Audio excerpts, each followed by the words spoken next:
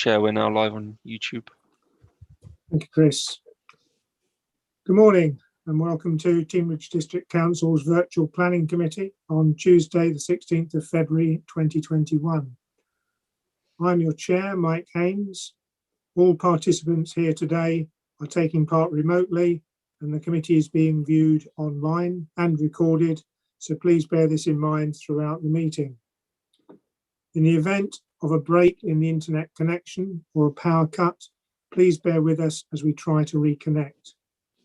If we're not able to reconnect after 15 minutes, the meeting will be adjourned and reconvened at a later date. Please check the committee page on our website for further details. Please make sure all microphones are muted when you are not speaking to avoid any background noise levels. Please keep your points short and do not interrupt when someone is speaking. If you wish to comment, please raise your electronic blue, I think it's yellow now, hand and wait to be called. All councillors have been sent the agenda for today's meeting. Any members of the public who want to view the agenda can do so by visiting our website, teamridge.gov.uk. I will now start the committee by doing the roll call of everyone here present. And when you hear your name, please confirm by saying present. Chris, can you do the roll call, please? Thank you, Chair. Councillor Janet Bradford. Present. Councillor Bullivant. Present. Councillor Clarence. Present. Councillor Colclough. Present. Councillor Cox. Present. Councillor Hayes has given his apologies. Councillor Hook. Councillor Hayes is here. Oh, sorry, Councillor. Councillor Hook. Present. Councillor Jeffrey. Present. Councillor Kurzweil. Present. Councillor McGregor. Present. Councillor Nuttall. Present. Councillor Nutley. Present. Councillor Patch. Present. Councillor Parker. He's given his apologies. There was an email earlier this morning. Thank you, Chair. Councillor Goodman Bradbury. Present. And Councillor Haynes. Present. Can I now introduce the officers who are with us this morning? Ros Eastman is the Business Manager for Planning. We have Planning Officers Helen Addison and Taya Cotterill. We also have Suzanne Walford, the Planning Solicitor, Chris Morgan, Democratic Services Officer. Okay, those are the introductions. I could go on then to the agenda. Item 1 on the agenda, apologies for absence. So I've mentioned Councillor Parker. Are there any others, Chris? No other apologies for absence, Chair. Thank you. Item 2 is to confirm the minutes of the last meeting. Well, I looked through those myself yesterday in the evening and can find one correction that needs to be made on page 5, halfway down. This is the one for Mulberry Street in Teignmouth. It says it was proposed by Councillor J. Hook and seconded by Councillor Parker that permission be refused. That should read that the item is deferred, because on the minutes it then follows that I proposed an amendment that it be permission be granted, and that obviously would have been a direct negative. So having looked back through the recording of that part, I can confirm that the correction should be it changes from permission be refused to the item be deferred. Also, 2 pages later, there's a typo where it's got the wrong order of words in the sentence, particularly stuck out because it related to me. It's at the top of page 8, paragraph. It says, it was proposed by Councillor Goodman Bradbury and seconded Haynes by Councillor. So it should be by Councillor Haynes. So it's just a typo there. So I've got those 2 corrections to make. Does anyone else have any points on the minutes? Councillor Nutley? Yeah, I keep putting the hand up. He's disappearing for some reason. On page 25, declarations of interest. I'm not sure whether it reads quite correctly. It says Councillor Nutley declared an interest in application 20 so on, as they had a relationship with the applicant and neighbour. That don't sound quite right to me. I think it's the sort of use of the word relationship. So it's item 25, is it you're referring to? Yes, yes. I'm trying to find the page. Page 3 on my agenda here. I noted where it said it, but I can't remember where, because I thought at the time when I read it, it's the use of the word relationship. I think in modern times has been sort of generally taken to mean something else.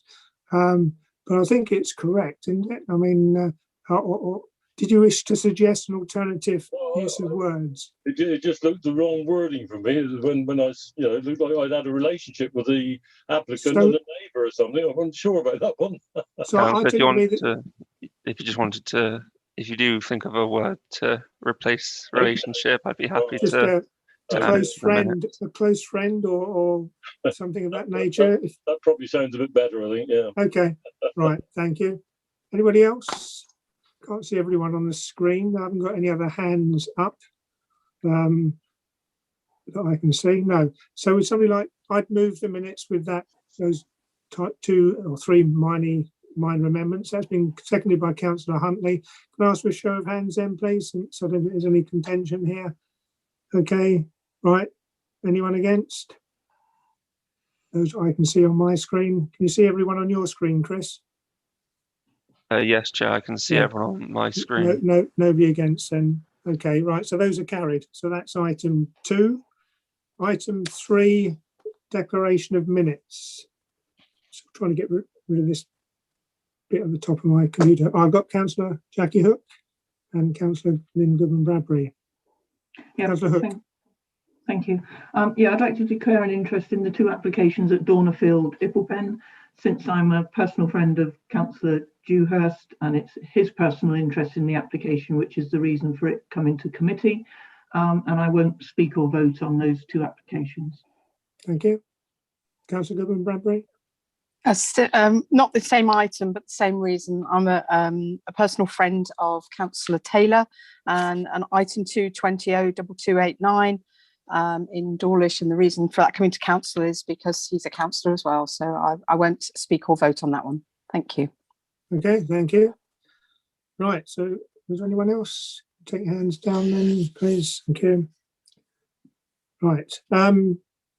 Item 4, Chairman's announcements. There's a couple of things I'd announce. The first one is... Councillor Haynes, excuse me. I think Councillor McGregor was trying to put his hand Thank up. you. Oh, I can see that now. Yeah, I've got a thing at the top of my computer still, which makes it more difficult to display those and can't see everyone. Sorry, Councillor McGregor. Yeah, it was just to declare an interest in that I'm a colleague on the executive with Councillor Taylor and Councillor Dewhurst, although I will speak and vote on these applicants. It's just to let you know that I work on the executive with both of them. Yeah, I think inevitably with members of the council having applications before us, then there will be this level of knowing people, but clearly if that applied to all of us, we couldn't make a decision. But yeah, I think we're all aware of different people's knowledge, but it's where you've got a closer relationship than with the sort of rest. I think it particularly becomes significant. Thank you very much for that. Okay, announcements, item 4. First one is, as I've intimated earlier, I will try and give us a comfort break about 11:30. Obviously, I'll get one fitted in at some point. It's just a question of where we are on the agenda that becomes convenient to do that. And the other item is one for Ros to give us a brief update on. I've read the draft, but if she can just give us an update on the situation with moving forward with the recommendations from the Planning Advisory Service recommendations. Ros? Thank you, Chair. So we had previously let you guys know through the members' newsletter that we were hoping to have a discussion today about the, in particular, 2 recommendations from the PAS report relating to arrangements for site visits and arrangements for public speaking. I've prepared a note that outlines the recommendation and also the advice our current position and the advice from the local government association in the way that planning committees should operate. But conversations with colleagues in democratic services have suggested that we should look at that a little bit in more detail and consider whether or not we want to make some recommendations to you as part of that, rather than that simply being an information report, which is how it's prepared at the moment. So it's proposed that we bring that to you in March instead. So my apologies that there is this delay, but I hope you can understand why. Thank you. Right, that's item 4. Item 5, public participation. I can advise members that there are 2 speakers on the first application. We've got the one in Teignmouth to objectors to that major application. There is 1 person speaking on each of the 2 on the Dornerfield caravan site, and for the Applegarth one in Bishop Stainton, there is an objector and a supporter who have indicated they wish to speak on those. Right, on to item 6 then, which is the planning applications to consider for consideration. The first one of those is the one at Trinity Nursery in Teignmouth. So I'll hand over here to Helen, please.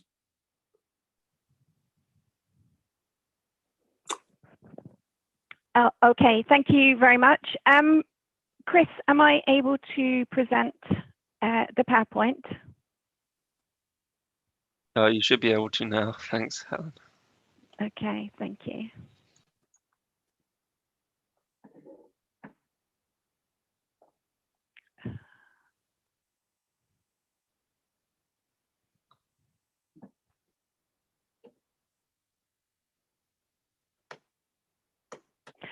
Okay, so I can't see what you can see. Can you just confirm that you can see the? Can you enlarge it? It's on smaller version. Hold on. That's it. Right, I can see that. Right, so that should be good now. Yep. Okay. So I just want to start off by saying I've received 1 late representation that's not reported in the officer reports to you, and it's from a Miss Rebecca Hartley at flat 1 Willowdean, which is 5 Ferndale Road. And she says the site is not big enough, the access is dangerous, the plans are ugly and out of keeping, the block is overwhelming and looks directly onto established homes all around. So this slide shows you the location of the application site. This is Buckeridge Road, which runs along here, and there is a small access track that provides access to Convent Lodge on the corner here, also provides access to number 13 Ferndale Road here, which would be used to access the site. So to the north, this is Trinity School here, and to the east, south and west are residential properties, some of them in flats, and Oakbeer House here and 13 Ferndale Road are single dwellings. There are no planning designations on the site, apart from there is a line of mature trees along the northern boundary with Trinity School, which are protected by a tree preservation order. Sorry, can I just stop you for a minute, please? Yeah, sure. I think I was getting ahead of myself. If I could just ask Chris, I forgot we've got 2 public speakers on this item, and I didn't invite you or ask you to bring them from the waiting room, in which case we'll have to probably start again on the presentation, Helen. Chris, can you confirm, please, that I should have done that? Sorry, Chair. There was 2 public speakers. I just didn't want to interrupt the presentation. Yeah, no, I'll bring them in now. It was. I mean, I'm sorry. I with everything, I forgot that bit of the procedure that I needed to do. So if we could have them in, and when I see that they're there, I'm afraid I'll have to ask you to start again, Helen. You haven't gone too far, so we'll do that, please. It's absolutely no problem. Yes, we've hardly started. If you can let me know when. Yeah, I can see one of the people is in. It's the Mrs. Hartley, I think, is the other one you referred to, the letter that I can't see it.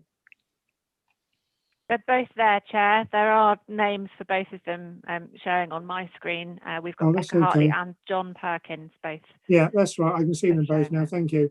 Yeah, can I welcome the two public speakers? I forgot to invite you into the main part of the meeting before the officer's presentation. So the officer will now restart the presentation. She hasn't gone too far. Okay, back to you, Helen, and apologies to everyone. Thank you.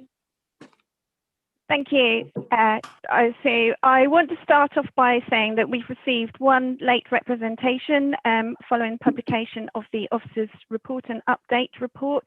And this is from Miss Rebecca Hartley at Flat 1, Willowdean, 5 Ferndale Road.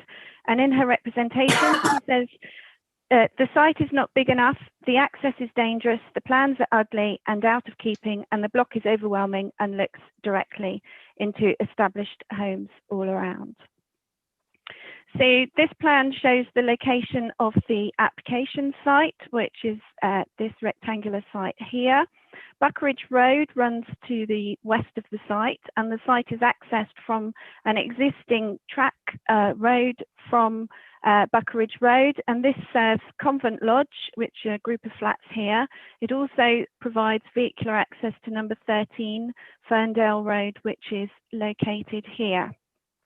To the north of the site is Trinity School in this location here, and to the east, south and west are properties in residential use. Some of them are in flats, such as Convent Lodge and 5 and 11 Ferndale Road, and single dwelling houses at Oak Beer House and 13 Ferndale Road.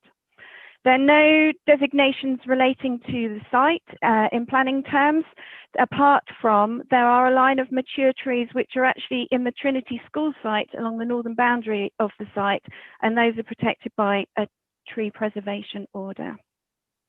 The site has no buildings on it. The western half has been used in the past by Teignbridge District Council as a hard standing when they carried out works to Brimley Brook, and the western half of the site has a gravel surface over it. It has previously had consent granted for parking of cars in association with the Trinity School nursery, which was here but is now vacant.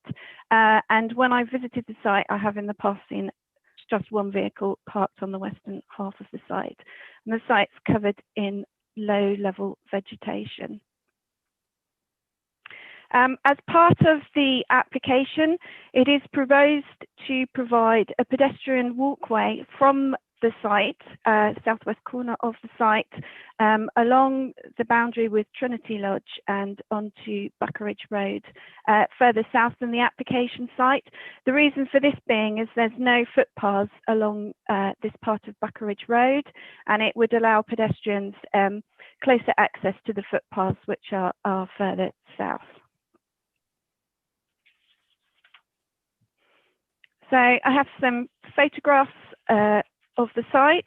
This shows the mature trees here along the boundary to Trinity School, and this is the access point into the site, and you can see that this part of the site here has gravel surface on it.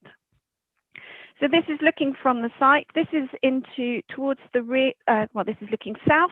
This is Oak Beer House here, and this is 5 Ferndale Road. And as you can see, when I visited the site, there was a car parked on it. And this is looking slightly further to the east of the site. So you can see that half of the site has a gravel surface and the other half doesn't. And there is actually a stream that runs through between the two halves of the site. This is the rear of 5 Ferndale Road from the site, and you can see the stream here that runs, bisects the centre of the site. And this is number 11 Ferndale Road from the site, and this is from the site looking towards number 13 Ferndale Road. And this plan shows you that the levels on the site drop from the level of the access tract towards the south. And these are the photographs of the access onto Buckeridge Road. You can see this part, this is the access here, and it's tarmacked here. And this is looking from further up the hill. This is Convent Lodge, which is in Eustace Flats here. And the access is also used by Trinity School as part of their one-way system.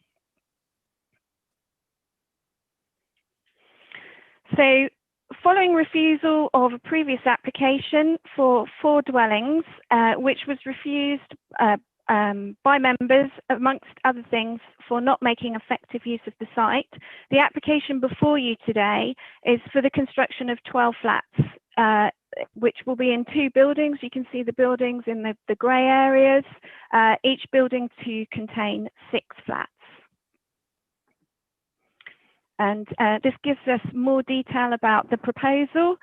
So within each building, there will be an undercover area where there will be 6 car parking spaces, and then there are 2 additional open parking spaces in this location, so making 14 spaces to serve the 12 flats.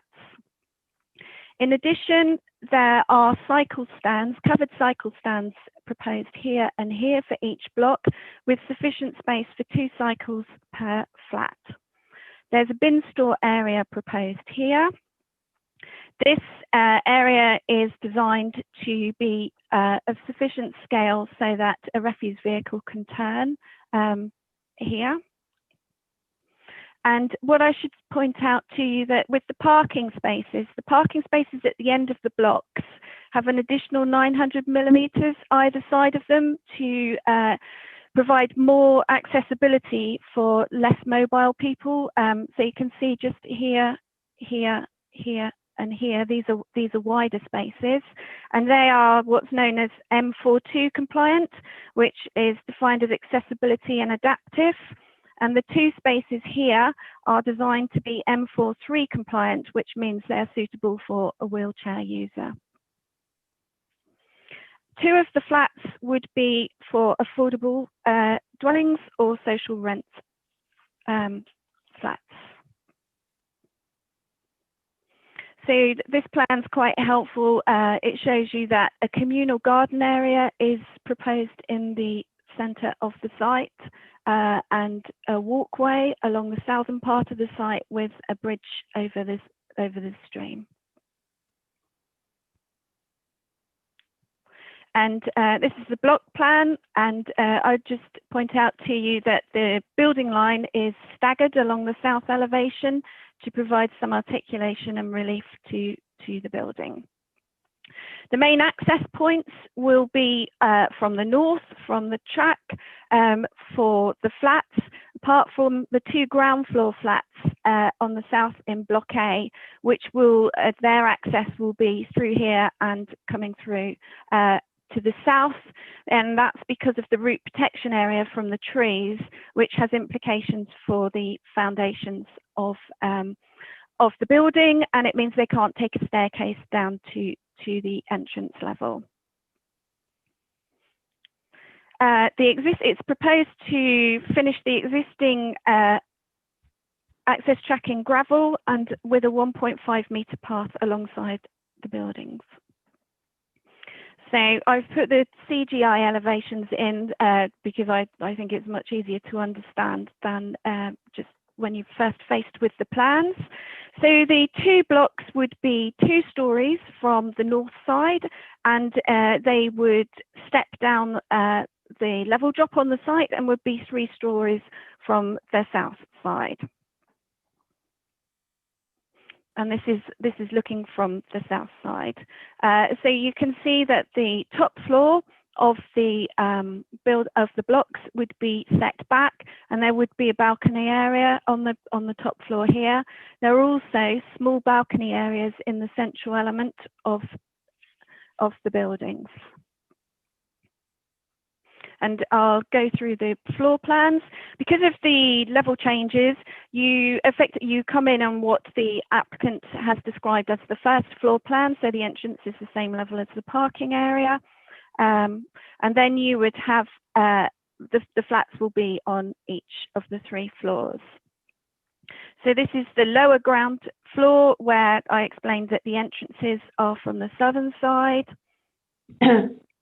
And this is the second floor, and you can see that, as I said earlier, that the building line is set back, and that there's quite a large terrace area on either side. And there are two flats per floor. And these are the elevation plans. The elevation at the bottom is what is the north elevation that you would see from the entrance track, with the undercover parking within the building, and this is the main entrance, and this is the elevation facing the south, which we have seen on the CGI image. And elevations of the sides of the building, and here you can see how the buildings would work with the topography and step down the gradients on the site. So the floor plans for Block B, which is the easternmost block, are very similar. The main difference being that the entrance to what you would think is the ground floor, but they're described as first floor by the agent. Flats can be accessed from here. They will also be able to be accessed from the south, but all 6 flats can be accessed from the northern side in Block B. And you'll see they're very similar design. And on this plan, this is the second floor plan, and it's indicated on here that an obscure glazed screen will be put along the side here. This is the side adjacent to 13 Ferndale Road, and there will also be a privacy screen 1.7 metres high along here. And these are the elevations for Block B, just similar. So I was just showing you the privacy screen on the side of Block B, and the obscure glazed panel as well. So these elevations show how the buildings will sit in with the context of the existing buildings on the site. So this is 13 Ferndale Road here, and this is Convent Lodge here. So you can see that the height of the proposed buildings will be lower than Convent Lodge, and will actually be lower than 13 Ferndale Road. And this elevation is looking from the south, so it shows you the relationship with Oakbeer House and 5 Ferndale Road, which, because the ground levels are lower there, the proposed blocks of flats will be higher. And again, these show the side elevations, so they're quite helpful to you in showing what happens with the ground levels. So the application site is at a higher level than the level of the buildings to the south.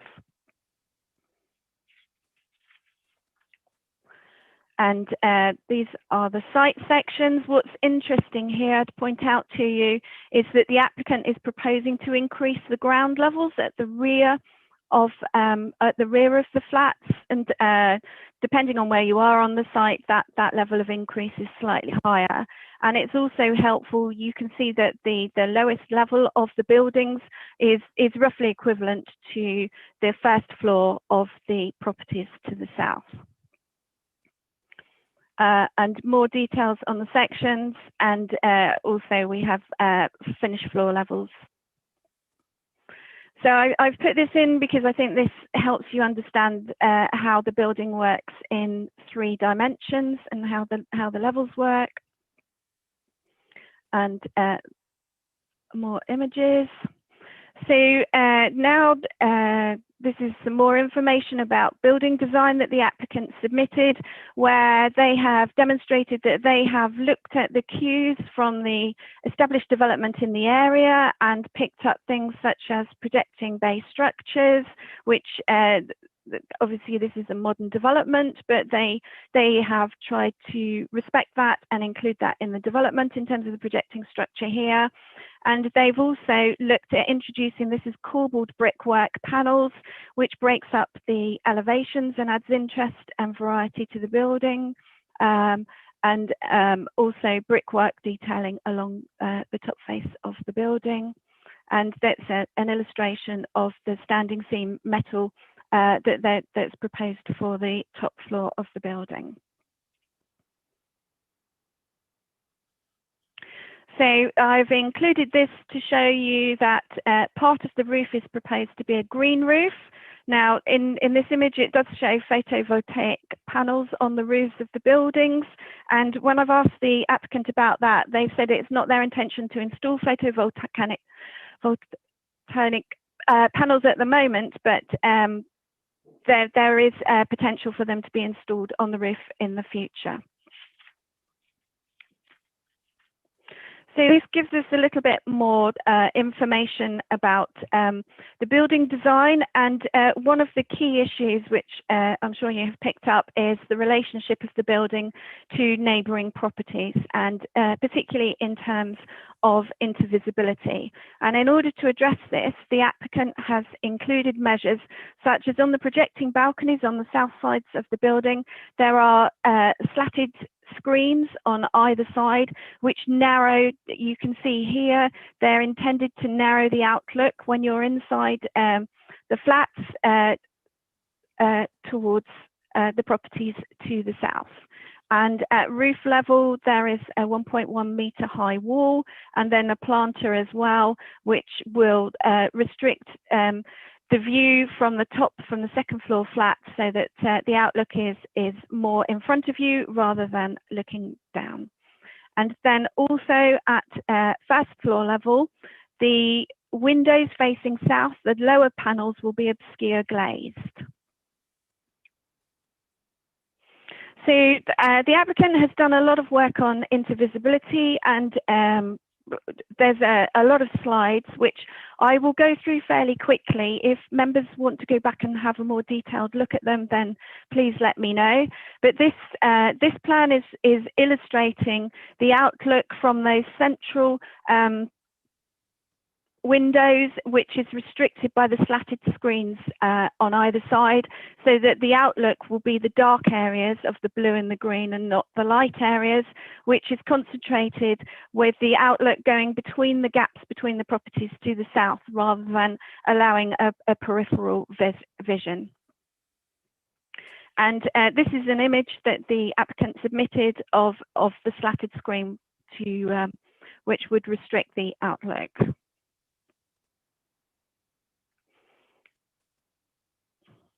So here the applicant has done a lot of analysis about the outlook from the windows on the proposed flats.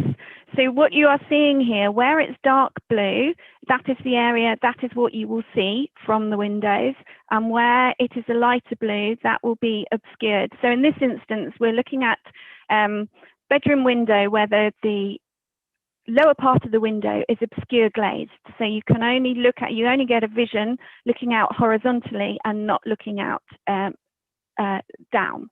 And this is they've done a lot of analysis of the relationship of the buildings to the existing buildings to the south. So on these plans, it shows you where they've taken these lines, where they've taken these views, and this is the analysis. And the distances are, they've worked on the basis of these, the end of the cones are 21 metres, which is a general accepted distance, that 21 metres between facing windows is generally considered not to result in a loss of privacy and to be an acceptable standard. So I'll carry on through these because there is quite a lot of them. And when I was on the site visit with members, I talked about, I was in discussions with the applicant about the relationship from the ground floor and the treatment along the boundary. And I'd just like to confirm that the applicant is now showing a 2.2 metre high boundary fence, and the green line here is 2.4 metres high of planting. Because of the difference in levels, we need to also consider the impact of intervisibility from the ground floor of the proposed flats.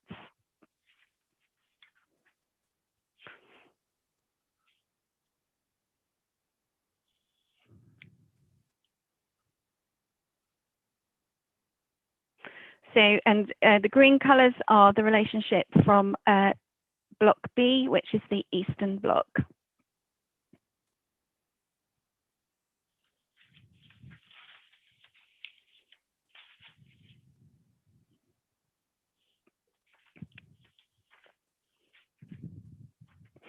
So in terms of intervisibility, what I wanted to say is that having looked at the analysis the applicant submitted, the relationship to the properties to the south does fall short of the expected levels, particularly in sections D and H.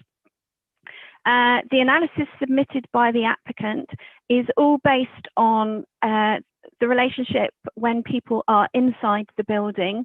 Obviously, we need to be aware that it's possible to stand on the central balcony area, and you would be able to look down to the properties to the south, and similarly that there would be more intervisibility if you stand on the balconies at second floor level.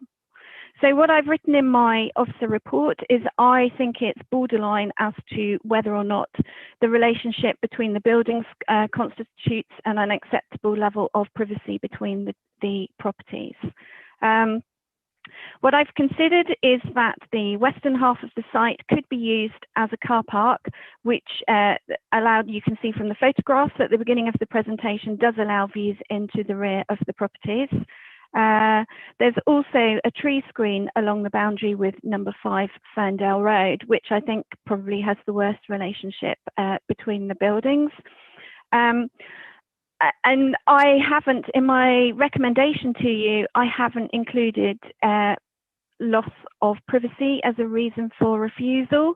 If members disagree with this, I think it would not be unreasonable for you to impose this as a reason for refusal if you feel that the development is unacceptable.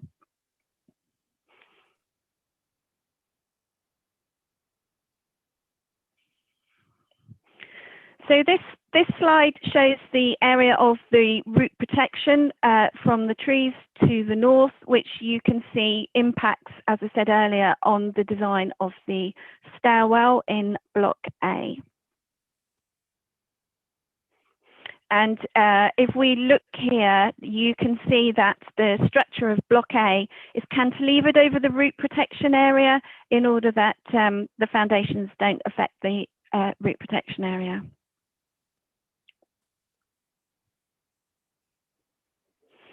And in the report, to members, the original report, which was written in December, there were concerns about there's an area of decking which is in the southeast corner, which was going to be a raised area of decking because it's above an attenuation tank.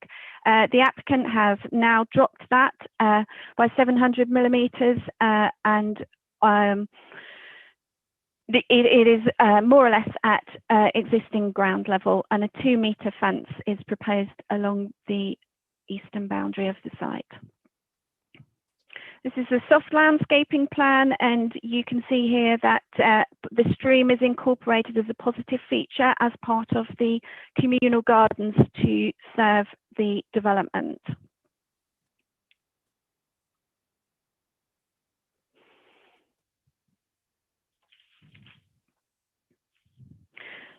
So the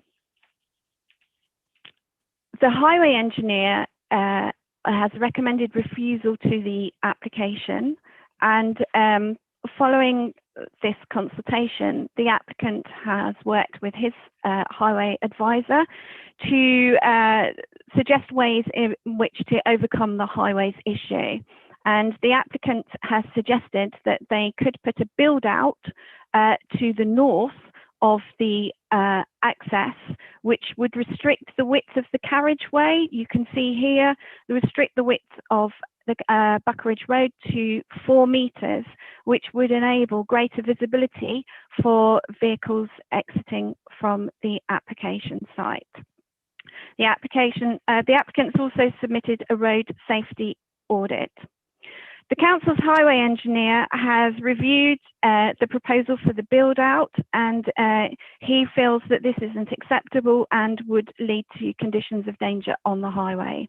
What he says is that in his view, the build out will force vehicles travelling down the hill to move to the wrong side of the road without having a view of the vehicle travelling up the hill. And in his view, the build out itself would become a hazard in the highway with potential vehicle strikes.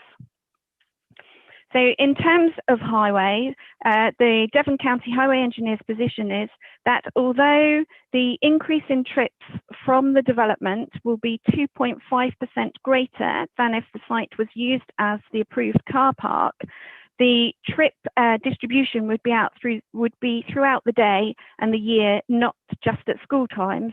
And in his view, this is a significant and tangible change to the trip generation pattern. Without the build out, the visibility from the junction is 16.3 metres southbound and only to the edge of the junction northbound, and the required distance for this road, which has a 30-mile-an-hour limit, is 43 metres in either direction. In his view, the site fails to provide a safe route for traffic leaving the site and manoeuvring onto Buckeridge Road. So reference is made in the officer report to the requirements in the NPPF that development should provide a safe and suitable access, and that development should only be prevented or refused on highway grounds if there would be an unacceptable impact on highway safety. In my view, I think the highways issue is also finely balanced.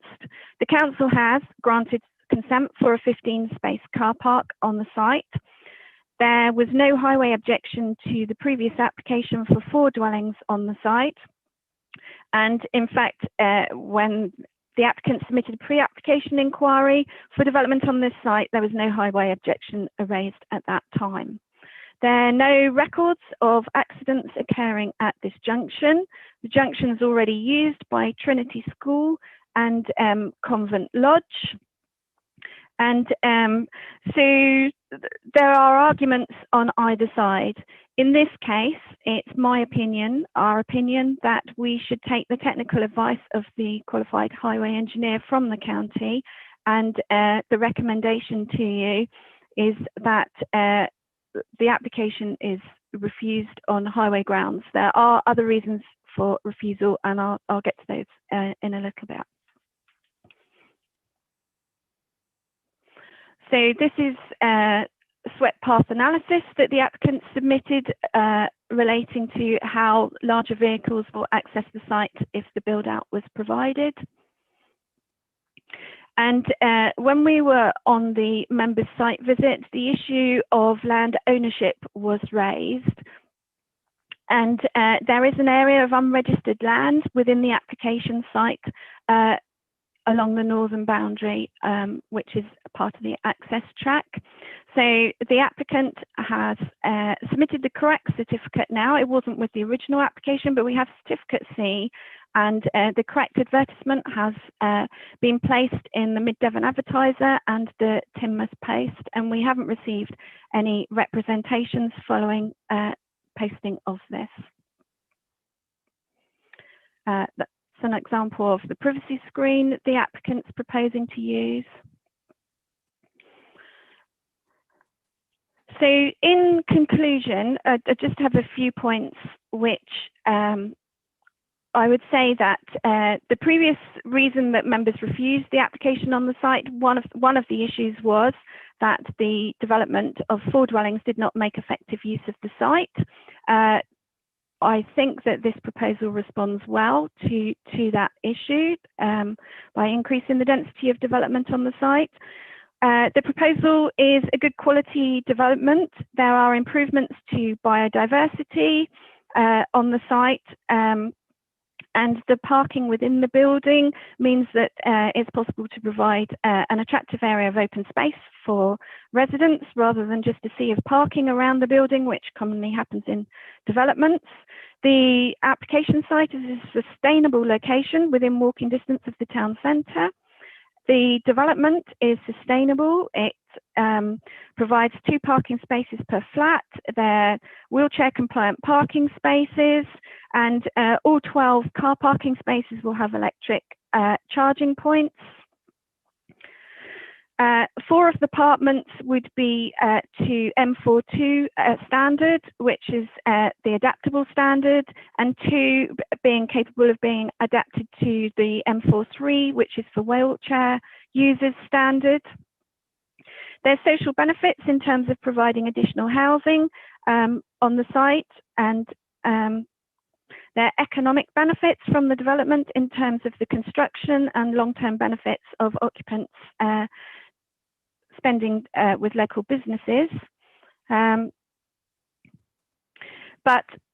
in this instance, we have to weigh the materially positive benefits against the specialist technical highway advice that we've had, that the proposal will result in an unsafe access with resulting unacceptable impact on the highway safety.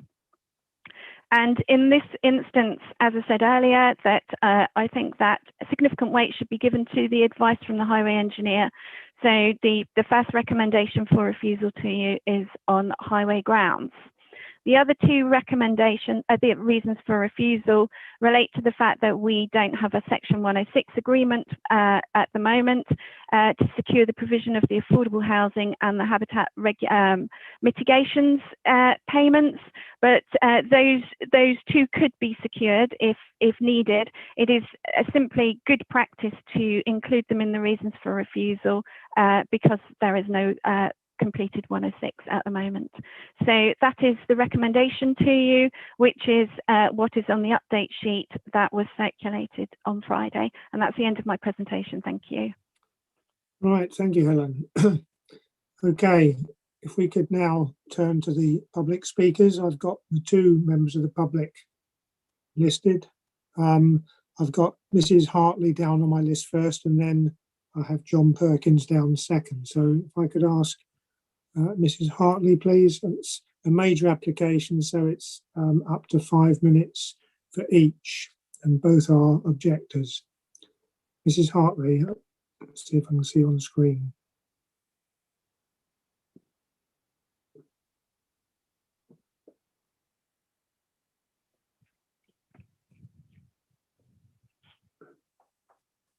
Okay, I can see you. Yeah, can you unmute, please? It's Becca Hartley. I can see it. That's it. Right. Okay.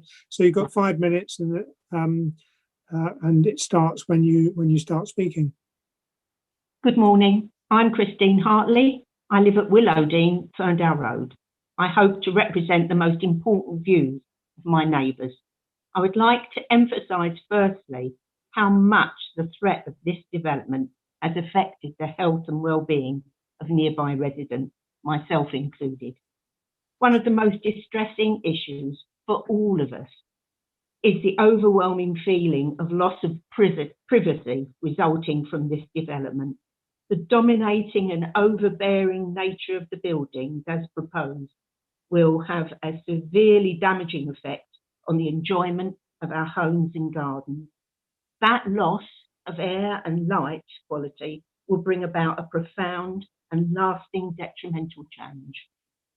The plans, drawings and technical data submitted by the developers seem to bear no relation to the actual size, topography and location of the site.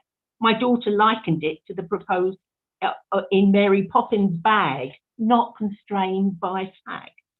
However, the reality is that the blocks and access areas will cover almost the whole site and in many instances be within a few metres of established homes. Many ground floor residents will, like me, be hard pressed to see the sky from their rear windows once the 3-storey blocks are built. The monolithic blocks will dominate the surroundings. The brick, glass, metal and slate features, together with the intrusive and overhanging balconies and terraces, are completely out of keeping with the area. This lack of sensitive design only adds to the sense of loss felt by residents at the destruction of a much valued green space and the natural life it supported. But perhaps of greatest concern is the effect of the substantial increased traffic flow, which will inevitably be caused by the 12 planned additional households.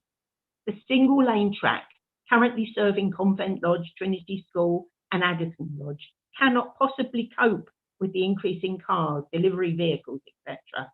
No passing space is possible, and all users pass within feet of the windows and front doors of the flats at Convent Lodge.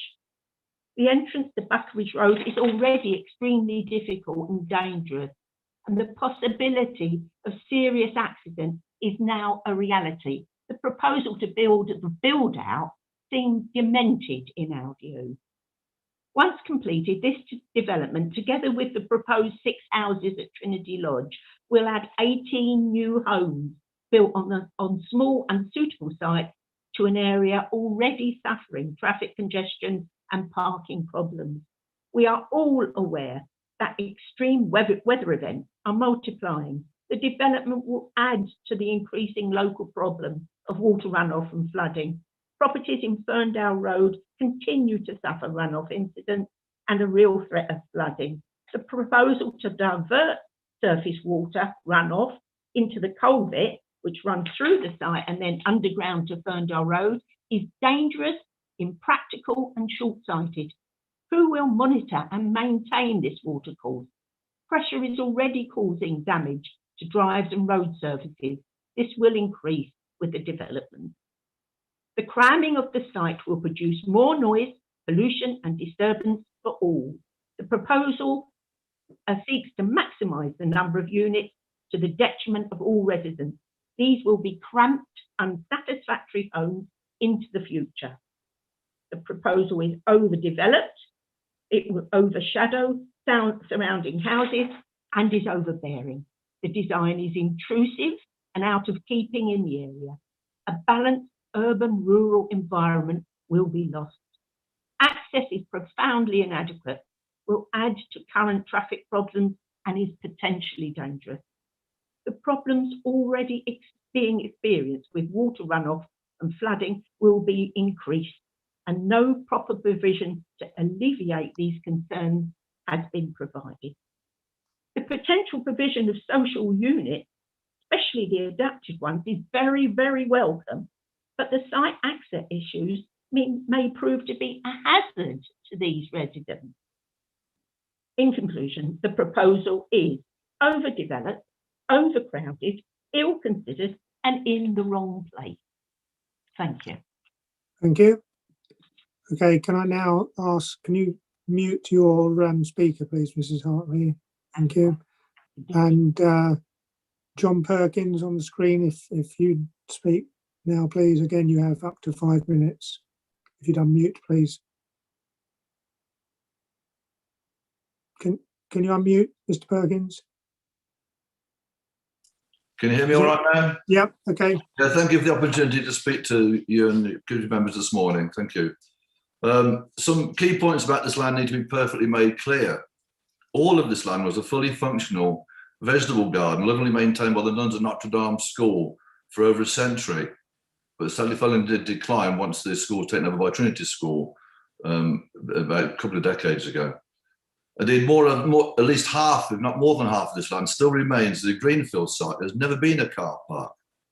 Some years ago, the other half of the land did receive temporary planning permission to be regarded as a temporary car park following construction of a track to a nearby culvert on behalf of the local authority. However, this use never materialised and the planning permission was not renewed, so it's never been used as a car park.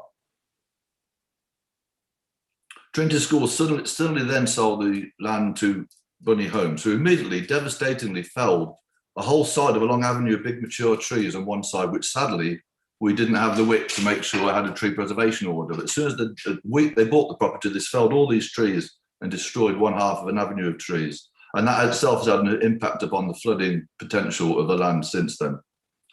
The truth is, this land has never been used properly as a car park, certainly never to the point of accommodating 15 vehicles, as is claimed by the developer and their consultant engineers.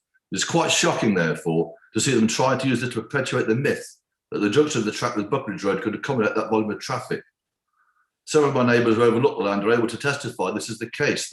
We've watched this land. There's never been more than a couple of vehicles used at any one time. This leads me on to discuss the track that leads from Buckridge Road to the rear of my house and those of my neighbours at 15, 17 and 19 Ferndale Road. This track was originally built to facilitate access to the back of our houses. Our houses, Victorian houses, built in the 1880s. And that track was built to facilitate access to the back of our houses to deliver coal and other goods. We sadly haven't got proof that they're just there for our purpose. That's what it was there for before even the school was built.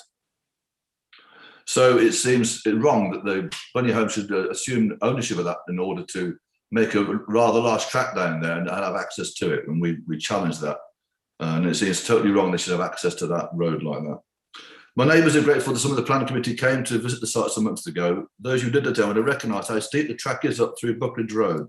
Some of you may also realise how dangerous the junction of the track is with Buckridge Road. I have to negotiate this junction nearly every day, and it's very tricky to say the least. And if you do it in a vehicle, you see it's even worse than if you just stand by it or look at the photographs that were provided this morning. One must surely agree with the local view of the local waste disposal operatives that it would be impossible to collect waste from this site. And we would say that's the same for any private companies too. Indeed, the developer's latest proposal to use private waste disposal contractors presents all sorts of problems, and who would police this years ahead if and when occupants refuse to use them. And also, during your visit, hopefully you'll notice how terribly out of keeping the neighbouring dwellings these flats would be, how out of keeping with our current situation here. Having read the design statement from the developers, it's quite shocking to see how far this is from reality. I must say that to read that care has been given to mitigate overbearing on neighbourhood properties or architectural form materials will blame with the character of architecture locally, it's quite shocking they should actually say that. Nothing could be further from the truth. I did even wonder whether the author actually visited the site. This land is surrounded by quality Victorian Edwardian buildings, and the design and appearance of these proposed flats would have such an adverse impact on the surrounding area. One issue that's causing us much anguish and mental health issues with residents is how the developers are seeking to maximise any opportunity to provide sea views to prospective purchasers, thus maximising their wealth, developers' wealth, and our mental health. Great about how much we'd be overlooked and suffer the intrusion of noise pollution. These flats are too big and overbearing, and I've asked for plans to show the views from the balconies and the roof terraces. None's been provided.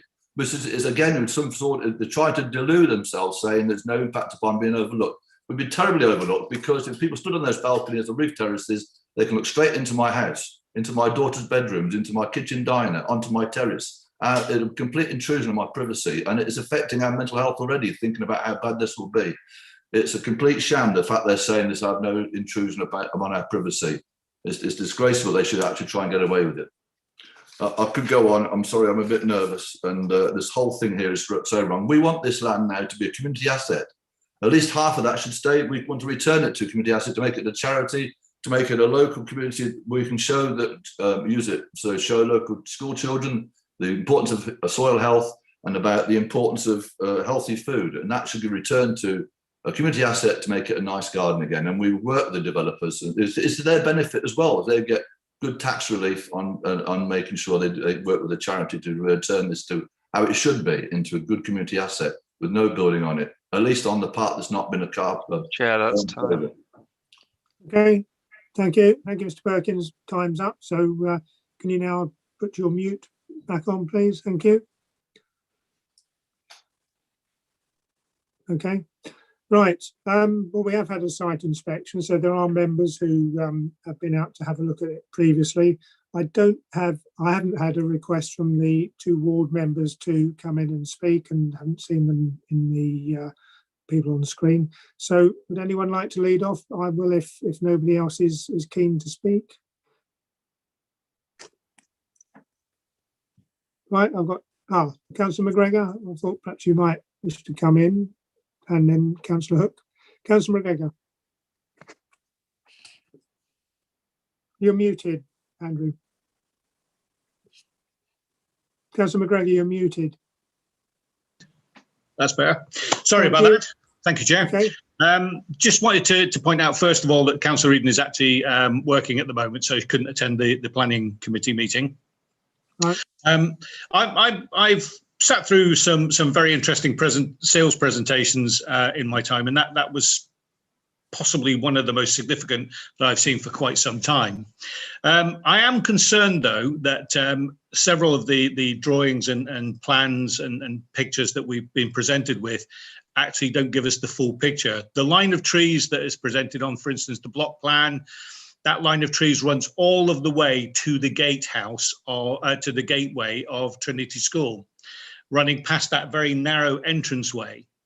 And those trees do present a significant impact on whether or not a vehicle can get in and out of that site that is more than 3.5 meters high, because they grow out from the path, over the path, narrowing it to less than half its width at 2 meters height, which is my own height.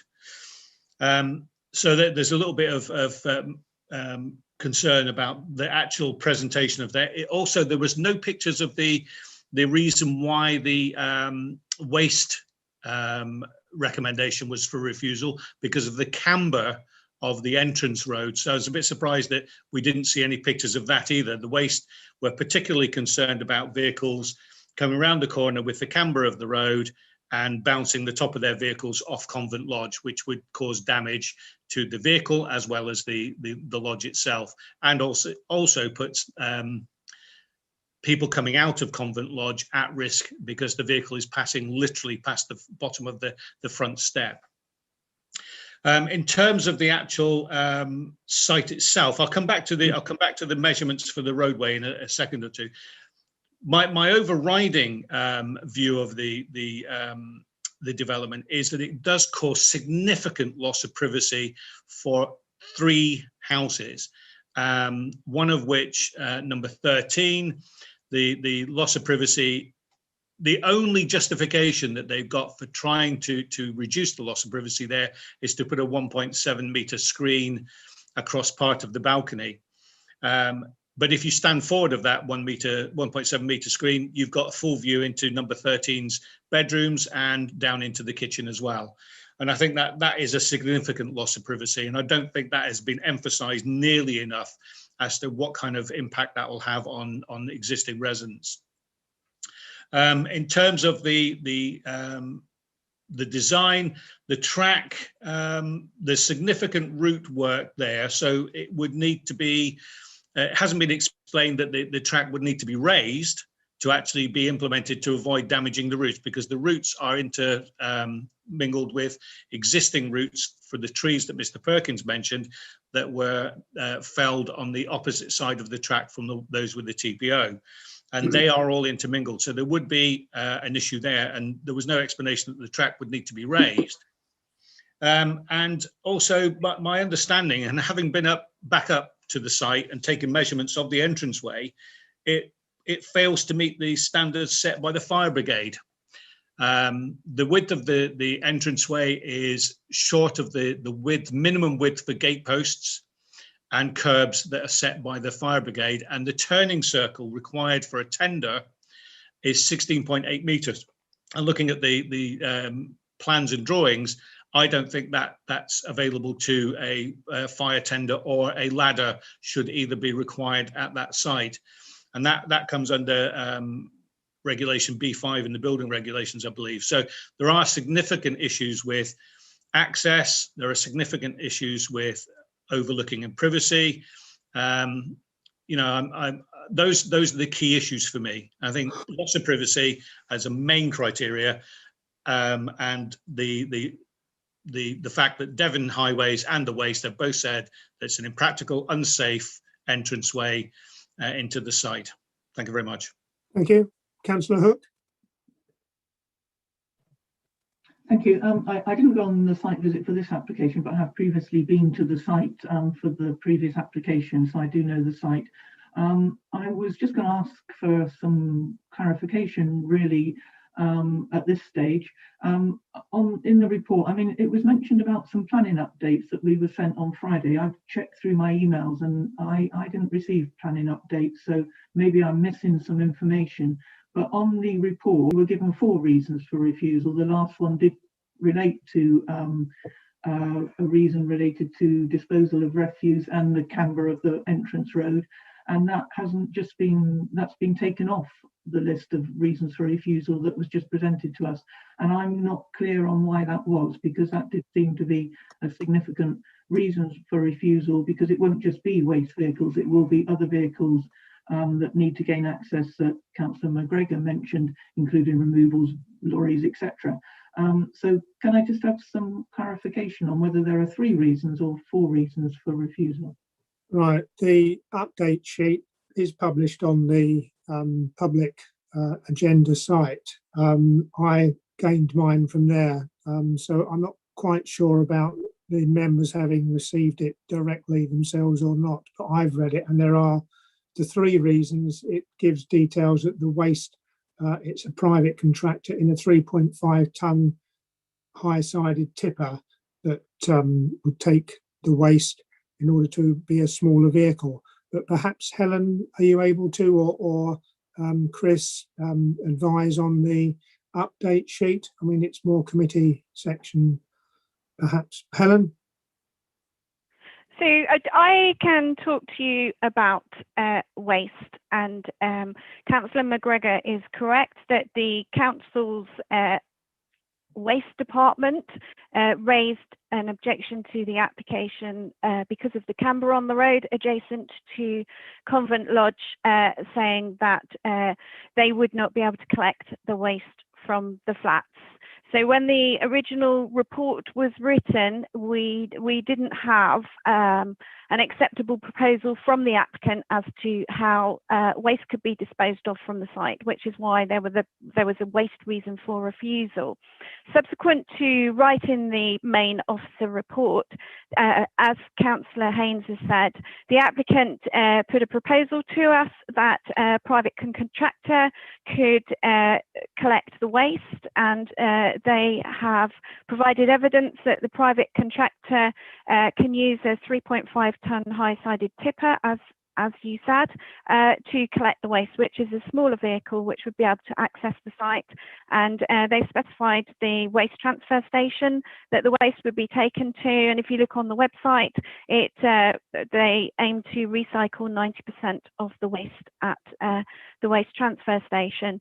So having considered that, the point that I made in the update sheet is, and it was a point that was raised earlier as well, is about ensuring that that form of disposal of waste is secured in perpetuity. And I've spoken to the council solicitor about this, and she's satisfied that we could include, if members were minded to approve the application, could approve a clause in the Section 106 agreement relating to sizes of vehicles that would access the site. So in our opinion, the applicant has put forward a proposal in which waste could be satisfactorily addressed, and therefore we have removed the recommendation that we include that as a reason for refusal. And the applicant, I know the applicant is also looking at whether it would be possible to regrade the entrance road adjacent to Convent Lodge and actually remove the camber, which would then resolve the issue about access for the waste vehicle. Thank you. I hope that helps. Yeah, I would feel uncomfortable myself about the whole precedent issue there, but I don't think we need to dwell on that today. Councillor Hook, did you wish to come back now? I can wait for later and let others speak. Thank you. Okay. I've got Councillor Bullivant next, I think. Good morning, thank you. On the site visit, I was impressed with the information that the officer was able to point out while she was looking at the plans, and also recognise putting a modern building in any structure, in any location, is going to create differences of opinion. And I was also pleased that the amount of work that the developer had proposed to mitigate some of the sightline problems. However, having said all of that, I was still very concerned that there were going to be oversight views, and that was something that would cause a problem, certainly caused a problem for me. The access road that links to the existing building was also going to be maintained for access to that building, and yet this application has got 14 car parking spaces in total for effectively up to 24 bedrooms. And there are no facilities planned for visitor car parking, which inevitably means that the access road is going to be used as a place for vehicles to park whilst they're visiting the apartments, which is going to cause a disruption for anybody else seeking to use the access road. That itself, I think, is a major problem and would indicate that this site is, as it's designed, is overdevelopment. And for that reason, I was going to say I made a few notes in the process. I mean, Councillor Bullivan just mentioned the last one I was going to mention about with having 12 flats and only about 14, 15 spaces, you could have the possibility of 24 vehicles needing to go to the site. And like Councillor Bullivan said as well, where does visitors park on that? Overlooking and privacy, I think even with the screening that has been recommended, people will still be able to look over into the gardens, and the privacy of the people there will be impounded on that. And again, access into the site is unsuitable for emergency vehicles, even our own recycling lorries, etc. And I think the access into the site off of the Buckbridge Road, I mean, I was quite surprised the steepness of that road. Obviously, and there's quite a bend as you're coming out of the site on the left side. It's quite a steep and bend there coming out of that. The design, I mean, is totally out of character and certainly not in keeping with the surrounding properties there, that's for sure. And one last point that Mr. Perkins mentioned, and which I had written down, I think the area would be very good to become a community garden. Excellent idea, and which would benefit everybody, I think, in that area. But as I say, I must admit, at the moment, I couldn't support this application. And as I say, I'll listen to others, but that's how I feel at the moment. So thank you, Chair. Thank you. Well, I also attended the site visit, so I'll have a few words to say on it. I agree with the Highways recommended reason for refusal, so I think that's clear and straightforward. On the amenity and overlooking, I was concerned about that when I went to the site visit. The application before us, although we've had the heights of the various buildings around compared, the fact is this is the only one with a flat roof building. So in fact, you've got the top story higher than you would have on the other buildings, and it's that much higher top story looking down from the balconies, particularly would be the concern into those other buildings, which would cause that loss of amenity with overlooking that I consider to be an issue and a reason for refusal. As far as the refuse vehicles concerned, as I said just now, I'm not happy with the whole concept of that, but I can't see that as a reason for refusal as it currently stands with what's been put forward in the amendment sheet. So those are my views. It's a question, I would move the recommendation of refusal with the 3 reasons given on the update sheet, but I would add the reason of loss of amenity with the overlooking into neighbouring properties. So there would be those 4 reasons that I would move as reasons for refusal. Would somebody like to second that before we move on? I'd be happy to second that, Chair. Before we go ahead with that, Chair, excuse me, Chair. Sorry, I can't see who's speaking. Councillor McGregor. Thank you, yes. Before we go there, I think it's important to mention specifically that this is a significant impact on privacy, because that is a valid reason for refusal as well. Yes, that's in my, sorry, amenity and privacy then, if you like. Okay, that's fine, sorry. Thank you. I missed the privacy bit.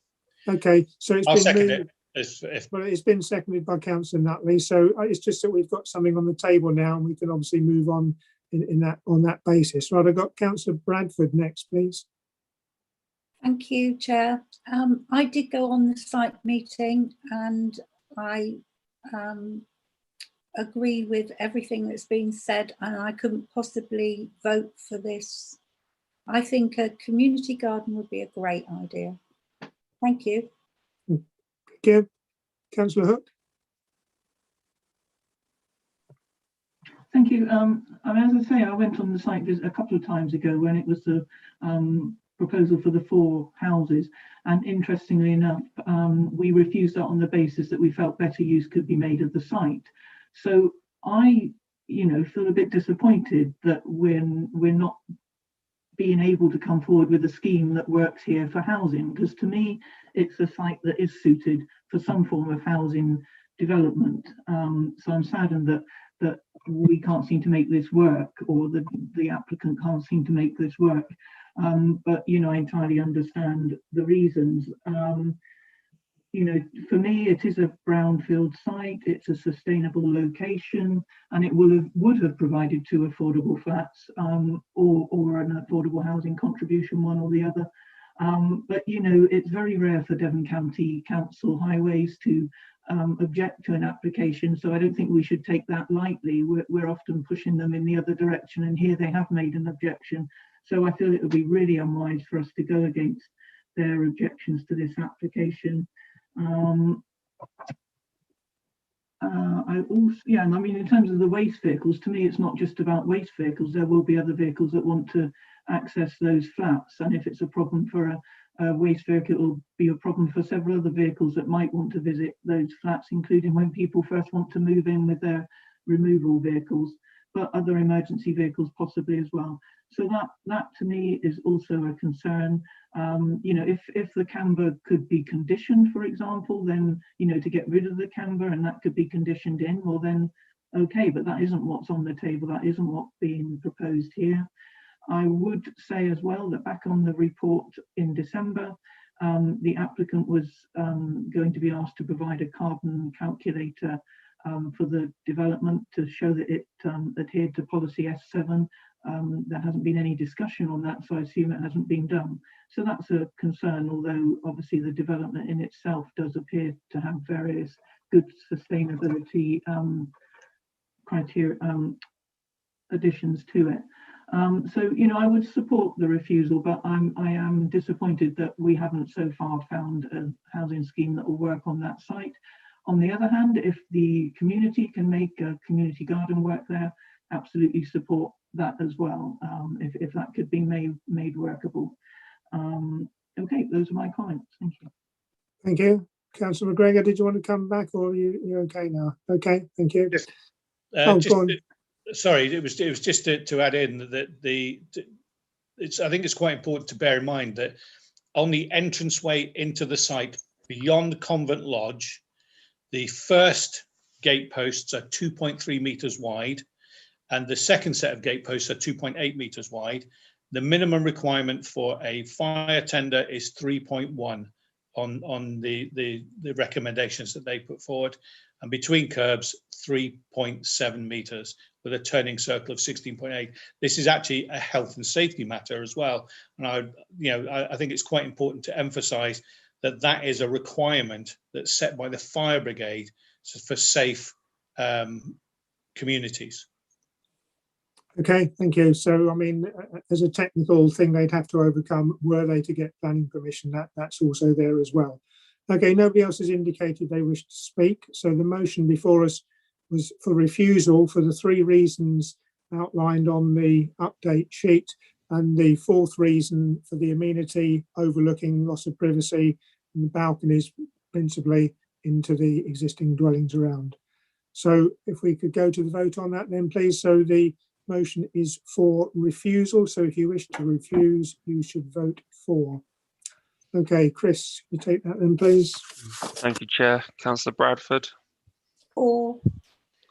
Councillor Bullivant. For. Councillor Clarence. For. Councillor Colclough. For. Councillor Cox. For. Councillor Hayes. For. Councillor Hook. For. Councillor Jeffrey. For. Councillor Kurzweil. For. Councillor McGregor. For. Councillor Nuttall. For. Councillor Nutley. For. Councillor Patch. 4. Councillor Goodman Bradbury, 4. and Councillor Haynes. 4. That's unanimous, Chair.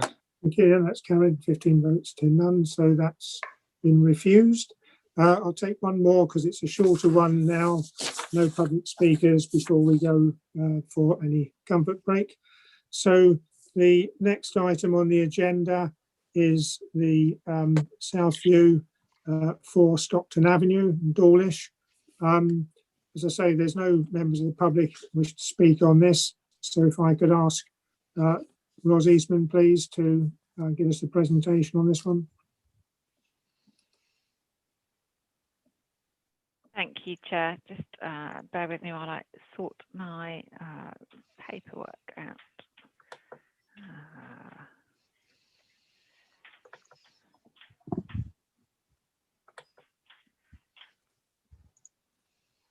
Here we go. Okay, so this application, as we've been hearing, is before you today as it's an application submitted on behalf of a councillor. It's an application for a replacement conservatory, removal of a first floor rear extension and reinstatement of a window and construction of a veranda area. The property is in off Stockton Hill in Dawlish. Ros, are you giving us a screen view of this presentation because I'm not seeing it at the moment? My apologies. I must have forgotten to hit the final button. Right. Yeah. No, I'd looked away to get the agenda on my other screen. And now, right. Okay. Carry on. Okay. Bear with me a second. Okay. Are you seeing my video of all of you now at the moment? Have I got the wrong screen up? No, I can see your presentation. That's it. Yeah. No. Okay. No, I've got your agenda, a copy now. Oh, bear with me. Honestly, I thought I had the skills. It normally works so well. That's it. That's the one. Yeah. Okay. Right. Unfortunately, I can't see it at the moment. There we go.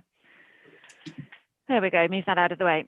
So, yeah, I was just describing the proposal to you and then moved on to this slide, which shows you the property here, subject property, which is accessed off Stockton Hill in Dawlish. And as you can see, the property is, this is the front of the property to the south. So it is set well back in the site in terms of its orientation and alignment on the site. The properties to the rear, these properties here are uphill from the dwelling in question. So the site layout at the moment, you can see that the existing conservatory wraps around the eastern side of the property and protrudes from the front, again, like I was saying, because the garden to the rear is actually relatively narrow. The larger area of the garden or amenity space is to the front and side of the property. And the proposal is for a modernised sunroom conservatory structure to the eastern side of the property. In particular, the reinstatement of a window here and then some other minor changes to the property as well. So this photograph shows the front of the dwelling. This is from a 2017 proposal that we had here. I'll show you the front of the dwelling at the moment in a second, but this helpfully shows the window that it is proposed to be reinstated. Now, having had this conversation with the chair yesterday, and my understanding is that this requires planning permission because it has been blocked up. So we're reinstating the window. So ordinarily, side windows at first floor level require planning permission unless they are obscure glazed. But you can see here that this window is a secondary window serving the bedroom, whose main window would be this bay window to the front of the property. You can also see there's an existing window at first floor to the rear of the property. And then on the right hand side here, you can see the existing brown coloured framing for the existing conservatory. And at the moment, this is a view from the other side of the front of the property with scaffolding that's having some work done to its roof at present. And you can see the conservatory area here wrapping around the side of the front and side of the property, the terrace to the front. Continues wrapping around. So this is a view to the east, to the neighbour to the east. You can see the existing relationship and separation distance there from the conservatory and raised terrace area. That's the elevation to the rear. And then that's the west again. That's a 2017 image, and currently with the scaffolding up. And then lastly, there's the garage area, which is in the process of being reinstated, modernised. So one of the key considerations here is the impact of the additional window at the first floor level on the neighbour to the west. And you can see here that the neighbour to the west has a high level small window themselves, as well as the bay window to the front of the property. And this next image here shows nicely the relationship between the two properties, including the reinstated window at first floor level, the boundary treatment in between, and then the side elevation here of the neighbour to the west. So we have a couple of plans showing the existing ground floor plan, again with the conservatory wrapping around the property, and showing how that is replaced by this more angular, modern sunroom conservatory structure. And then at the first floor level, there is a small area of extension being removed as part of the overall works here, just this small change here. So that's the existing southern elevation with the conservatory here to the east, and then the new sunroom feature being instated on largely a similar footprint. And again, from the side elevation, you can see the small extension to the rear that's being removed, and the sunroom structure that's coming around, wrapping around the side. And then from the other end of the property. Thank you very much, Chair. That was all I wanted to show. And when I looked on the file this morning, there were no additional updates from any members of the public. Yeah, there was something in the supplement that sent out or was out on Friday. The additional works, was that the Velux windows? Did you mention those? Yes. So the update sheet, I mentioned that there had been an additional representation received raising concerns in relation to works that don't form part of this application. So that's Velux windows to the roof at the rear, but they would be permitted development. They're not included in this application. Okay, thank you. Right, as I said, we've got no public speakers. We don't have a ward member because one of them is the applicant. Another Dawlish member has declared an interest and won't be speaking on this item or voting. So I don't seem to have anyone from Dawlish, but I have got now somebody's put their hand up. So that's Councillor Bullivant, please. Can I move approval as set out, please? Thank you. Is that seconded? Yes, seconded by Councillor Nuttall. Thank you. Yeah, I wouldn't add anything myself. I would add. I obviously looked at it with the planning officers, as she intimated, and I don't see any issues with the window, looking at what's in the neighbouring property and the distances. So, and I'm entirely content with the conservatory alterations.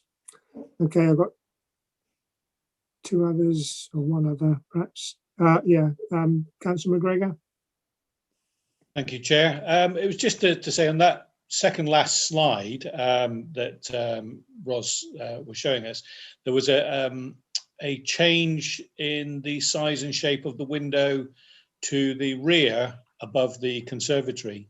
And I was just wondering why that wasn't particularly highlighted or anything. Let's have a look. Bear with me while I just have a look at the images myself. It's only a slight change, but it was just, you know, it does. Yep, it is a change in the shape. I think it's, let me just show you that image so that we are having a look at the same thing. My screen share keeps popping up halfway across. Can you see this slide? Yeah. You see that? Thank you. So you can see the existing is this more square-shaped window, and it's being replaced by a more sympathetically proportioned scaled window that ties in much better with the neighbour. So I'm not the case officer for this application, but I have prepared for this committee meeting. It would be my view that you wouldn't need permission for a smaller window when you've already got an existing side first floor window of that nature. So there's no enlargement taking place, and I don't think that would need planning permission, which is why I would anticipate it hasn't been included in the description of development, and why I didn't focus on it here. So it's being reduced in size, and it's an existing window. So in the same way as you don't need permission to change a first floor window to a door, you don't need permission to replace windows, because the amenity impact, if you like, is already there. We don't need to address that as part of this application. Thanks, Right, Rob. thank you. Okay. Thank you. Okay, so it was moved approval. There were the two sort of standard conditions given in the recommendation for this one, the 3-year time limit and the agreed plans. So I presume the proposer and seconder are content with those conditions. Councillor Bullivant? I'm content to accept the recommendations. Thank you. And seconder? Okay, I can't remember who it was, but Second, Chair, if no one yeah. else. I seconded, Chair, and yeah, I'm happy with the recommendations. Yeah, okay. Right, in which case, there's no one else indicated to speak. So if we could go to the vote on that. So the vote is for approval. Chris, please. Thank you, Chair. Councillor Bradford. For. Councillor Bullivant. For. Councillor Clarence. For. Councillor Colclough. For. Councillor Cox. For. Councillor Hayes. For. Councillor Hook. For. Councillor Jeffrey. For. Councillor Kurzweil. For. Councillor McGregor. For. Councillor Nuttall. For. Councillor Nutley. For. Councillor Patch. For. And Councillor Haynes. For. That's unanimous, Chair. Yes, you all give me a very good time this morning. You're not having any difficult ones. Okay, that's been approved then. And as I indicated earlier, I think we take a comfort break now. So I make it something in the region of 27 minutes to. Shall we say we come back for 22? So that gives you 7 minutes to bring a drink back and visit. Okay, we'll restart then. So if you could turn off your cameras, please, and your microphones, and see you back at 2022. Mike. Yep. I've got to take my wife to the doctors, so I've got to leave in 10 minutes. So it's probably best if I back out now. Yeah, we'll only just have restarted, so that's fine. Okay. Okay, Mike. Right. Cheers. Thanks.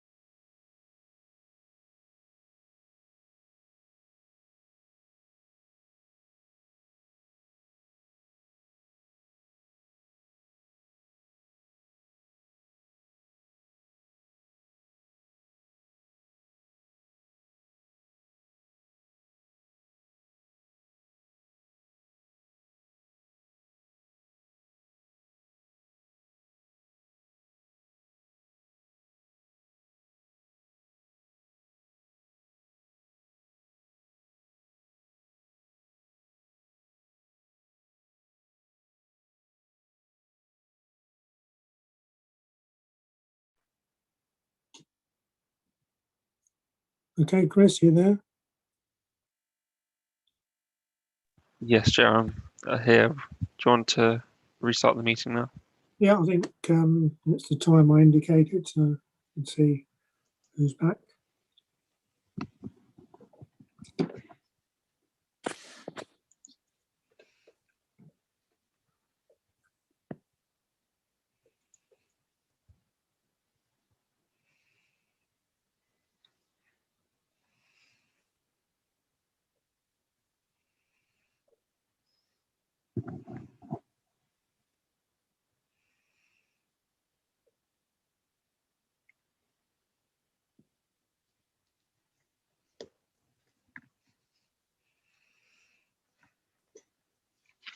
So I've just got Councillors Clarence, Hook and Hayes haven't got their cameras on currently.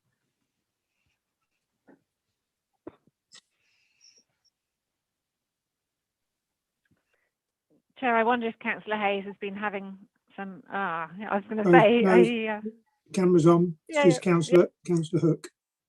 Okay, I expect she'll be with us in a moment because I just got a couple of things to say. I think Councillor Kurzweil had to, sorry, right.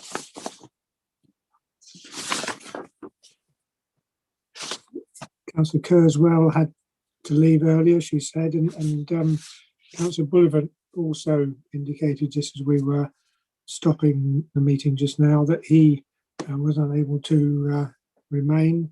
So have we got Councillor Hook back and we're ready to go? Yeah, I can see Jackie's there. Okay. Just to say, I've declared an interest anyway in the next two applications. Oh, okay. That's why I didn't thank rush you. back. Yeah, no, that's fine. No, I was just checking who wasn't with us. Right, okay, in which case then I think everyone's back, so we'll continue. So we're on to the next two applications for Dornerfield at Ipplepen.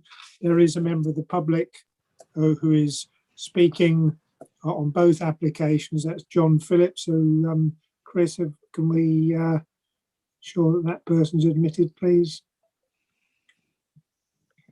He's just joining now, Chair. Right, thank you.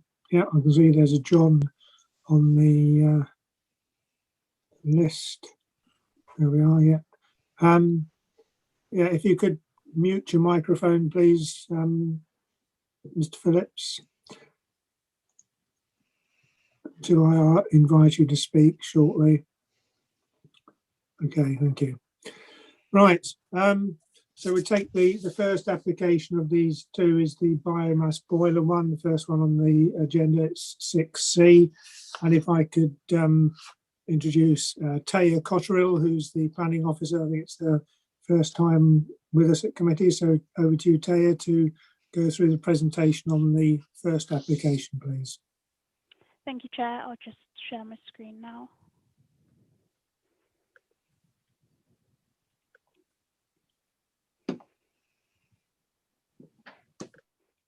Can everybody see that one?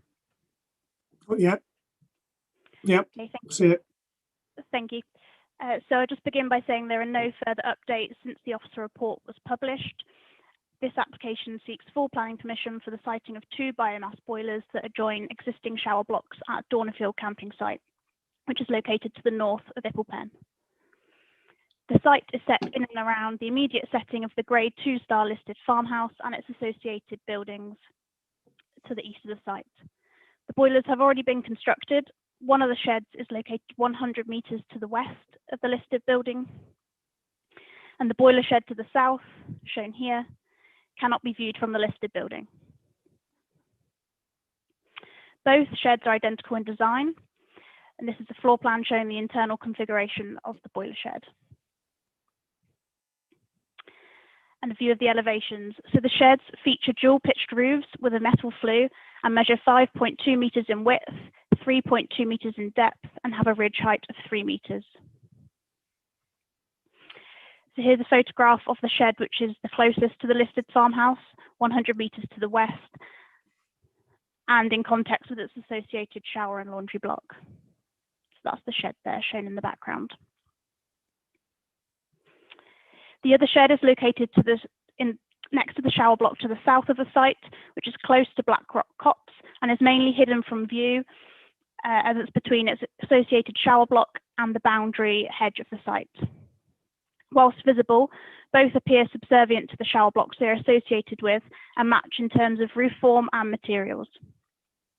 Due to the distance of approximately 100 metres between the biomass boiler shed, which is closest to the Grade 2 star listed farmhouse, and given that the sheds are viewed in the context of the shower blocks themselves, it is considered that the proposal does not result in any adverse impacts upon the setting of the listed building.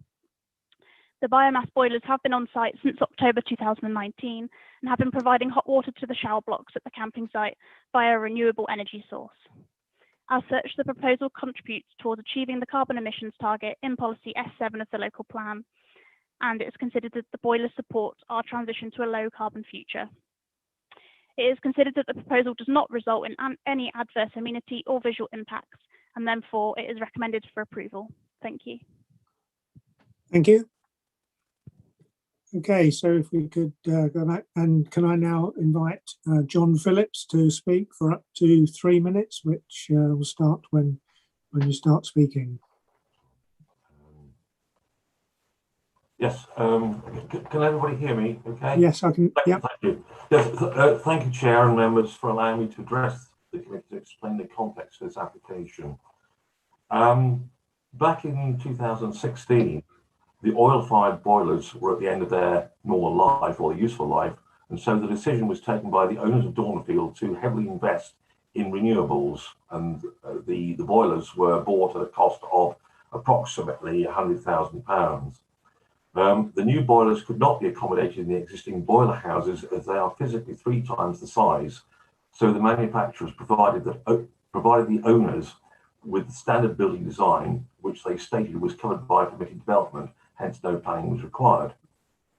3 years later, and under RHI audit, that's Renewable Heat Incentives, which is a government incentive scheme, they required either planning documentation or a local authority letter stating that they were permitted development. After contacting Teambridge Planning Department, there was a contention that the two boiler houses did in fact require planning permission, and therefore this application is the result of that advice. The 2 biomass boilers are located behind each of the existing toilet and shower blocks at Buttermeadow and Black Rock Copse, respectively, being enclosed in 2 separate timber sheds, two timber shed-like structures. Both of these buildings are visually inobtrusive and cannot be viewed from the wider caravan park or indeed any public view. Therefore, they have minimal, if any, physical or visual impact on the site or its surroundings. And we support the officer's recommendation for approval. Thank you. Thank you. Okay, well, obviously there's no ward member to speak on this one as they are the applicant. I've looked at it myself and can see no reasons that I would in any way question the recommendation and what I've read. So I'd be happy to move the recommendation as set out, that permission be granted. Sorry, who was that? I'll second that. Right, seconded to Councillor Hayes. So that's been moved as set out, permission be granted, and it's seconded. Councillor McGregor. Yeah, sorry, just quickly, Chair. Normally we remove the speakers to the waiting room for this part, but because the speaker's speaking on the next application as well, he'll be staying here if that's okay with you. That's okay, yeah. Thank you. Okay, sorry, Councillor McGregor. Yeah, it was just to say I've been out to Dornfield on a site visit previously, and I have to admit I didn't actually see either of the biomass boilers, even though I was probably standing within feet. I mean, they really are not visible from anywhere unless you're standing right beside them. And from the pictures that I've seen, they look in extremely good condition, well maintained, and a complementary design to the shower blocks themselves. And I really can't see any reason for a refusal on this at all. Okay, thank you. Right, nobody else indicated they wish to speak. So it's been moved approval as set out in the agenda. So can I ask Chris to go through the vote, please? Thank you, Chair. Councillor Bradford. For. Councillor Clarence. For. Councillor Colclough. For. Councillor Cox. For. Councillor Hayes. For. Councillor Jeffrey. For. Councillor McGregor. For. Councillor Nuttall. For. Councillor Nutley. For. Councillor Patch. For. Councillor Goodman Bradbury. For. And Councillor Haynes. For. That's unanimous, Chair. Yeah, thank you. So that's approved. Right, we can move on then to the next application, which again, it's the same site, but for the 9 holiday cottages with access and parking. So we have the public speaker in with us already, as you've indicated, in which case I can go straight back to Taya to take us through the presentation on this application, please. Thank you, Chair.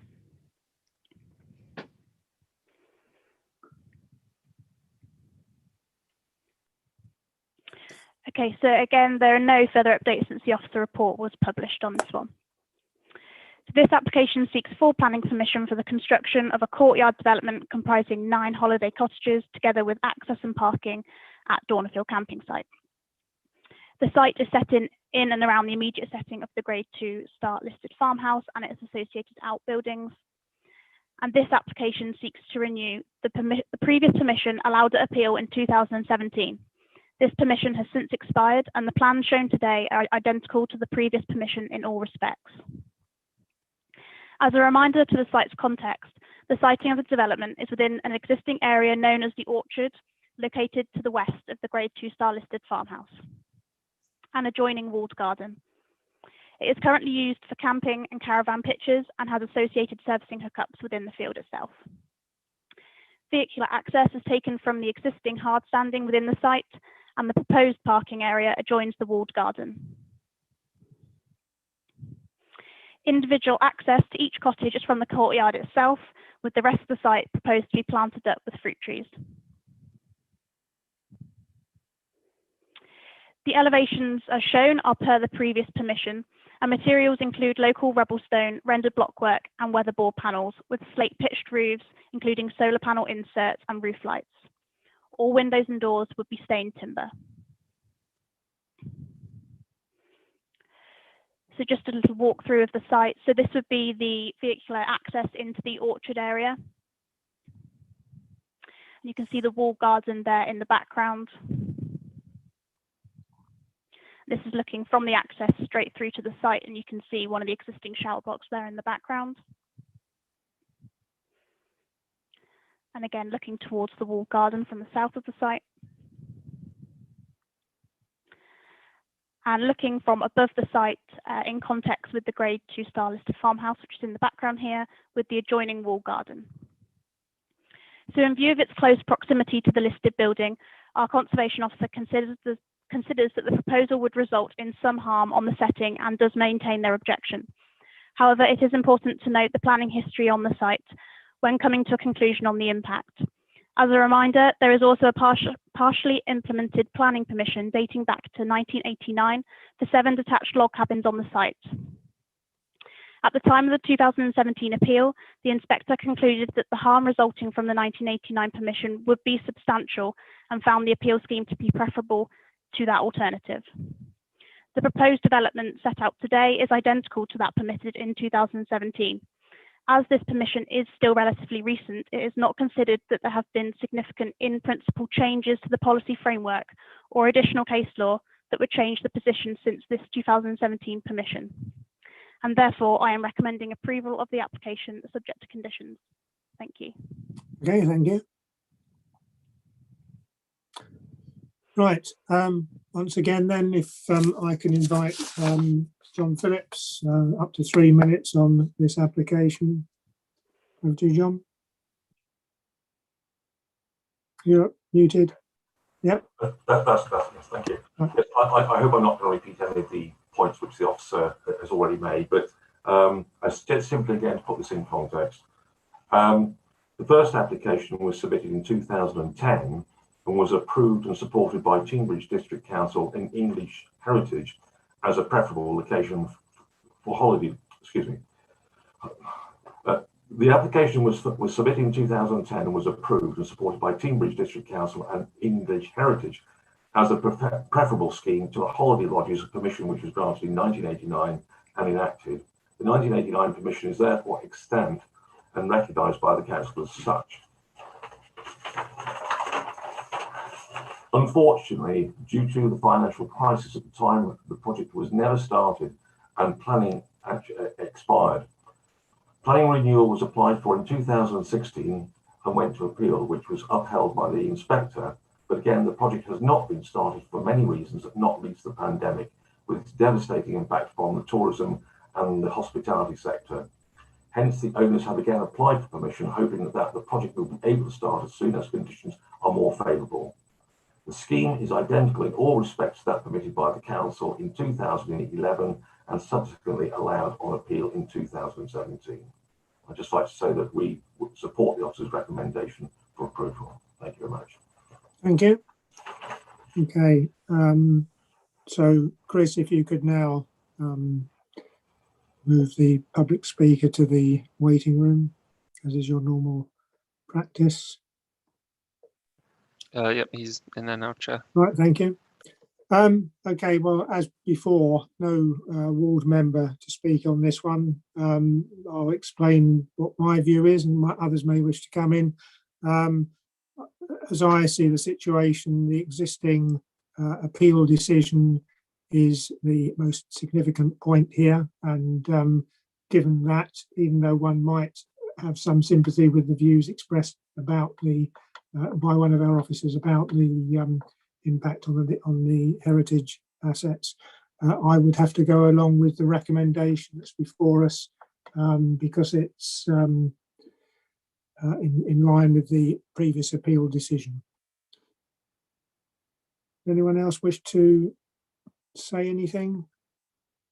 I'll move the recommendation, and if nobody else wishes to speak, I'll move the recommendation on the agenda, which is. So, Chair, I'm having difficulty getting my yellow hand up. Oh, okay, it's up now. No, you've got your thumb up, but obviously not your hand. Right, Councillor Patch, yeah. Thank you, Chair. I just given that it's been a sort of an issue that's come up in several planning applications, I just wonder whether there'd been a carbon calculation presented for this application. I'm not sure whether Councillor Hook is still in the meeting, but she's usually sort of pretty hot on these issues. I'm not sure whether that's relevant for this development, or if so, whether it had been provided. Yeah, I think that's just the one point I wanted to ask, really. Thank you. Yeah, well, Councillor Hook has declared an interest in this item because of her sort of close friendship with the applicant. It is a question I did ask of Ros Eastman at my pre-meeting with her. So whether she'd wish to comment on the principles of that. I did say, well, Councillor Hook's not going to be speaking, but I asked the question. So Ros, did you want to comment on that, please? Yeah, sure. The application isn't a major application. It's a scheme for 9 restricted dwellings. So it's the majors that have to submit a carbon calculator.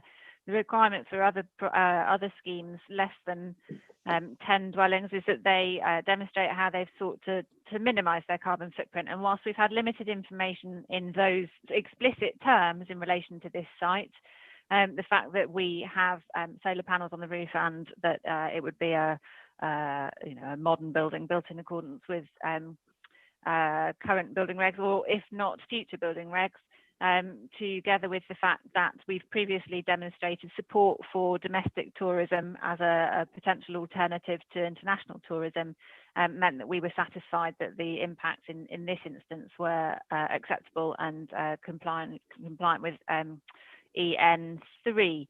Taya, was there anything else specifically that we wanted to mention? Anything I've missed, or does that cover it? No, I think that covers it. I was just going to mention, the solar panels and the support for domestic tourism. Right, thank you both. Councillor Bradford.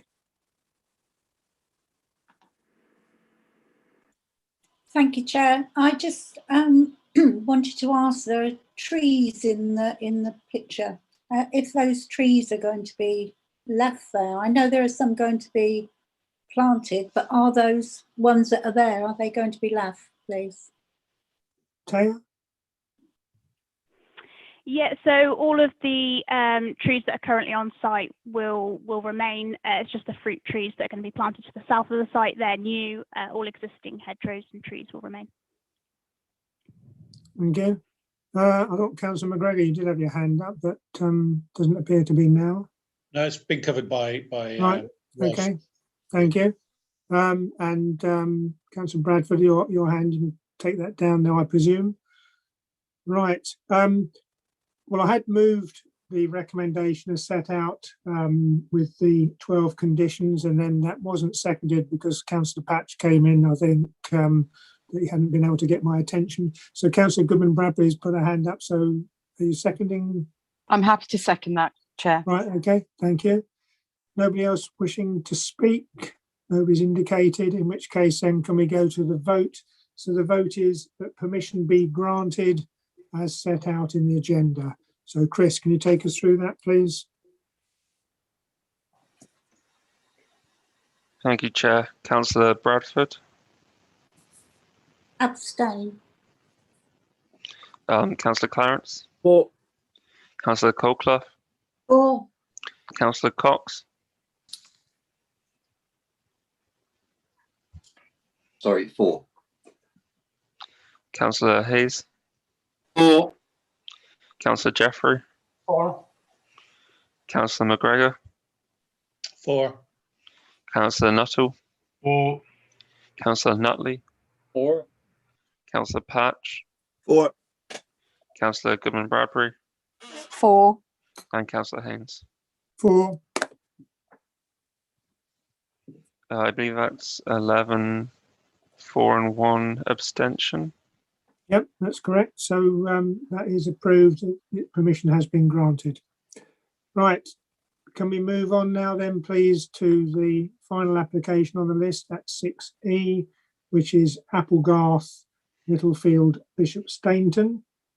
And we have speakers on this one. So can you please bring them into the meeting, Chris? Yeah.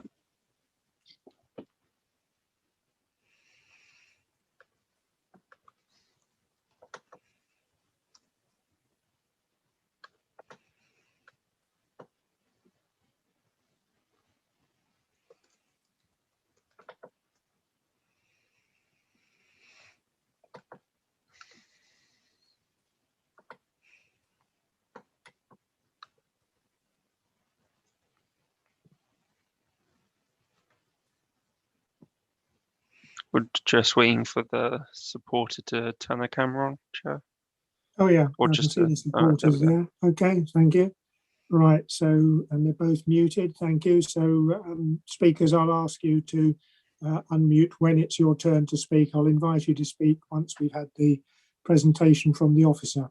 Okay, so we're all here. In which case, Taya, it's you again, please. Thank you.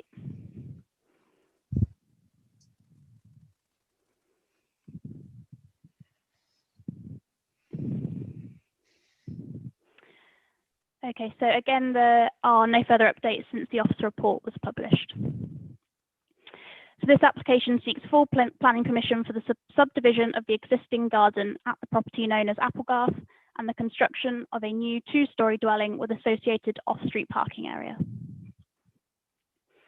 So here you can see the site in its surrounding context, with the road of Forder Lane running to the south of the site and the cul-de-sac of Littlefield running to the north.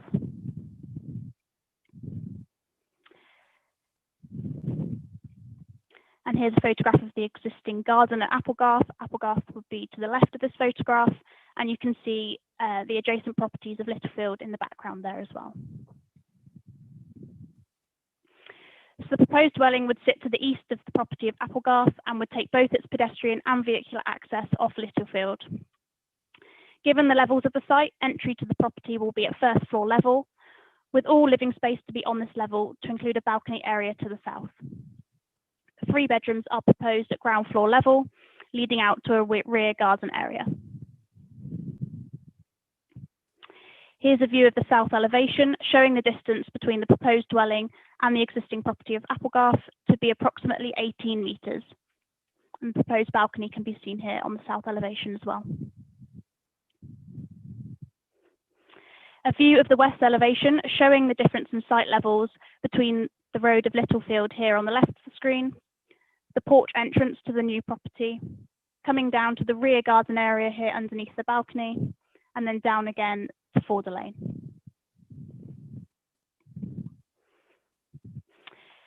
And a view of the north elevation, showing the extent of the underbuild of the new property, with the proposed dwelling appearing as 1 storey from Littlefield, and the proposed vehicular and pedestrian access as well. And a view of the east elevation, again showing the difference in levels to the properties on Littlefield here to the right of the screen, coming down to the new property and the rear garden area. In terms of character, there are a variety of different styles of property in the immediate area. Properties to the north of the site on Littlefield are shown on screen now. Properties to the south of the site, directly opposite on Forder Lane. And in between the 2 roads of Forder Lane and Littlefield, so this is the existing property of Applegarth here, shown to the left of the screen, the application site just to the right of this. To the left of Applegarth is the existing property of Treetops, again with a balcony there on the southern elevation. And to the left of this is a small, it's called Merley Close, with a group of properties coming off this as well. And this is the street scene as proposed. So you can see the new dwelling here on the right of the screen, adjacent to the existing property of Applegarth, and again further to the west, the existing property of Treetops. With regard to overlooking from the site, this photograph is taken from the proposed garden area of the new property, looking south towards the properties on Forder Lane. The boundary vegetation typically reaches the height of this post shown on screen here, but has been recently removed by the applicant following instruction from Devon County Highways. The distance between where I am stood in this picture, taking the photograph, and the houses opposite is roughly 20.5 metres. Here's a view directly southeast from the proposed rear garden area. A view directly east towards the adjacent detached garages. And a view north towards properties on Littlefield.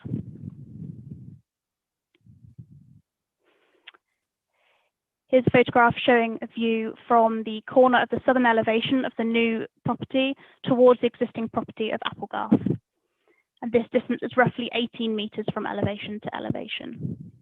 You can see the edge of the proposed parking area here on screen, where the white fence is at the top of the photograph here.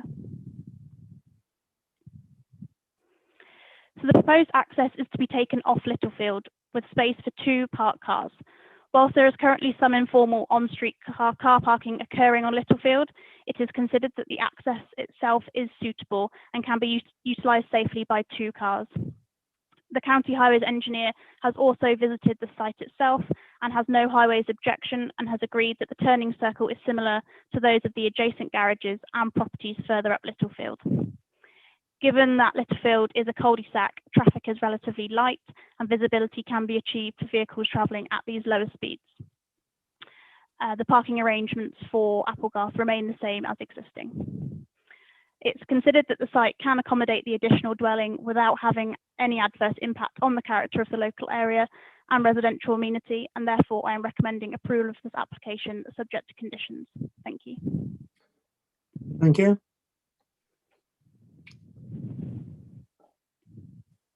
Okay, if I ask the objector shown there first, please, to unmute, and then it's 3 minutes each, and obviously there'll be an indication when time's up, and time starts when you start speaking. Okay. Thank you. Thank you. The local planning office aims are to protect and enhance the interests of communities. We believe that this application fails against these criteria. The strength of feeling regarding this is clearly evidenced by the 36 objectors to the proposed development, including Parish Council and the Sustainable Bishop Stainton Group. As a community, we collectively agree that this application constitutes the overdevelopment of what is in effect a village garden. There is a covenant on Applegarth site which prohibits the construction of further properties within its grounds. We would like to ensure that this has been taken into consideration.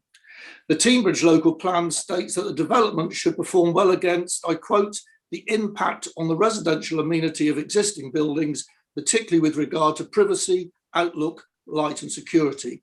The applicant's plan reinforced the desire to make the most of the views from the proposed new property with apparent disregard for the existing properties to the rear and foreground, who will lose their current outlook and privacy and will experience a reduction in their natural light.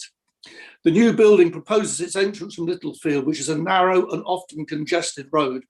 Vehicles wanting access from the proposed driveway onto Littlefield will have limited visibility, resulting in additional dangers to other road users, including pedestrians. The Highways Department suggested visibility displays from the proposed access could be achieved, albeit with some removal of hedges. Ultimately, this could mean an even greater section of the existing hedgerows is removed. The proposed vehicle access to the new house would only reinforce problems already experienced by residents, refuse, emergency and commercial vehicles. There has been a history of traffic and parking problems at the junction of Littlefield and Forder Lane, resulting in double yellow lines being added recently. As a neighbourhood, since the development of Applegarth, we have seen a destruction of an established garden, mature trees felled, removal of a thriving pond, and the subsequent impact on the environment and biodiversity.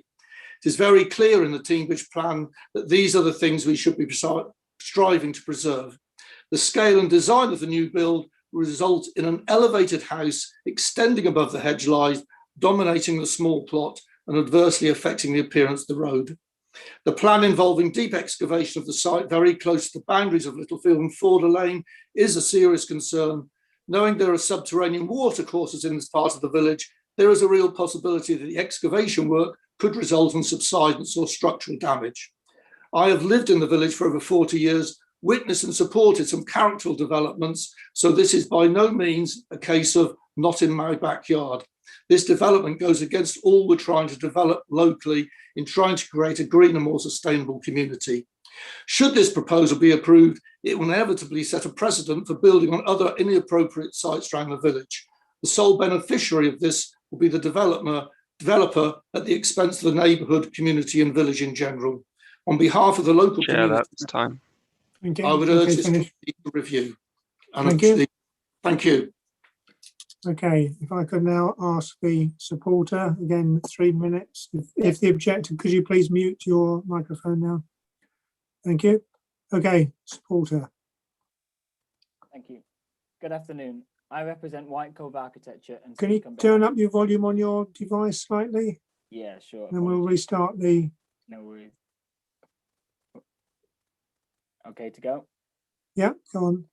Good afternoon. I represent White Cove Architecture and speak on behalf of the client, who send their apologies for not presenting today, given the arrival of their first baby is now 9 days overdue. I hope to reinforce the points raised by the planning officer and demonstrate that the proposal fully considers the height, scale and character of the surrounding area to ensure that Bishop Stainton's special character and appearance is preserved and enhanced. As required by policy S2 of the local plan, the materials proposed respond to the local material palette. As the properties to the west, north and south differ widely in style and character, the proposal replicates the immediate neighbours at Applegarth and Treetops with timber cladding and off-white render. The design approach and materiality were considered appropriate at pre-application. The form of the proposal was designed to reduce overall massing and visual impact. The significant level changes presented by the site ensure the dwelling will appear subservient when viewed from Littlefield and Forder Lane, with privacy formed by the natural boundary of the retained existing hedges. The asymmetrical design reduces the overall height, allowing a lower pitch and ridge level than that of a more traditional hipped roof. Given the separation distance of 20.5 metres, the proposal will not give rise to any issue of privacy or overlooking to any property on Forder Lane, and is in excess of the Teignbridge design guide to back-to-back arrangements. No windows are proposed to the north, and there is limited glazing to the side elevations. The south elevation is almost identical to the neighbouring Treetops property, where the approved 2-storey extension also included parking and access from Littlefield. Access is proposed to be from the property's address at Littlefield in order to enter at the same level as the living accommodation and negate the need for shared parking with the neighbours at Applegarth. In respect to the opposing parties' concerns, the proposal now accommodates 2 off-street parking spaces as to not affect the existing condition on Littlefield. A highways officer from Devon County Council confirmed the proposed arrangement is acceptable. We recognise there has been a number of objections to the proposal, but would politely point out that some neighbours have submitted more than one, and we have a copy of a letter circulated encouraging others to oppose. Following pre-application, we have worked with Cambridge Council to make several changes to reduce any potential impact of the development, including reducing the height by 0.5 metres and the southern boundary by 1.4, increasing the lower garden by 10 square metres, additional off-street parking provision, and reducing the number and size of windows to the west elevation. The land is surplus to the requirements of Applegarth, and the development will provide additional housing within an area of wholly residential and well-serviced properties. I politely ask that you vote to approve this application in accordance with your officer's recommendation. Thank you for your time. Thank you. Okay, Chris, if you could move the speakers back to the waiting room. Thank you. There's one question I have, or I'd like to sort of reply from Taya or Ros, and that's an item raised by the objector about covenants. My understanding is that covenants aren't a consideration that we take into account here for planning. That's a separate issue for the beneficiaries of any covenants to pursue themselves. Could I just have confirmation that that is the case, please? Yeah, that's correct. So it's important to note that any planning permission wouldn't override any restrictions that are currently on the covenants of the property. That would be for the applicant to address themselves. Yeah, or indeed for the beneficiaries of the covenants to pursue. Okay, right, ward member, that's Councillor McGregor. It seems like I'm getting quite a lot of airtime today, Chair, and I do apologise if I'm hogging the limelight. One of the reasons why I called this in was there was quite a significant feeling expressed across the community. In particular, I think the view is that in a village like Bishopstainton, and I'm sure it's reflected across many villages and towns in the district, is the idea of constant infill. We end up with the loss of the feel and look of a village or a town. And this is quite a significant infill slot, because it's an infill that's viewed not just from the one street, but from 2 streets and a close nearby as well. And it does have a significant impact in that respect. In terms of the highways matter, I think it's quite important to look at the plan and ask ourselves, really, with the turn-in that's there, we're going to have 2 cars coming out of that property, reversing into Littlefield, into an area where cars are parked on the pavement and forcing pedestrians to walk down Littlefield in the middle of the road. And without significant loss of the hedgerow, and I mean considerable more than is indicated in the plan, the visibility for cars coming out of the proposed property would be very limited indeed. So what we're potentially looking at here is a reduction in hedgerow that is significant. And so when I hear claims of, oh, it'll improve biodiversity on the site, I think that actually would be extremely questionable, because effectively we're building, we're seeing built on a significant piece of a garden. We're seeing a removal of a well-established hedgerow and verge. And that actually indicates that it's not going to be a gain in biodiversity at all. It's going to be a loss of biodiversity. So I think there are several elements to the proposal so far that really don't chime with what's really being proposed. It's also in the undeveloped coast area. And again, bearing in mind the infill element to it, it does have a significant impact in the look and feel of the village. We are seeing, and we got admitted from the planning officer that there is overlooking from the proposed development into the houses opposite side of the road on Forder Lane. The view is limited by the fact that the houses are significantly, the houses opposite are of a significant size, and their bedrooms are going to be at the height of the balcony. There isn't a huge amount of space between the building and the property line edging Forder Road. So effectively, it's only a very short distance in reality between the two properties on either side of Forder Lane. Forder Lane itself is, at that particular point, is extremely busy. Always one side of the road is parked. You can't get two cars going down that road at the same time in opposite directions because there isn't the width there. And as we can see from the photographs that were presented by the planning officer, there is a significant reduction in width there for any vehicles because of the parking on the pavement. And then obviously the subsequent issues that we have then with pedestrians and cyclists being at risk as well. So that covers my points. My view is that I would recommend to go against officers' recommendation on this instance on the basis that it is infill and it does change the character and feel of that particular part of the village. Okay, thank you. Does anyone else wish to speak?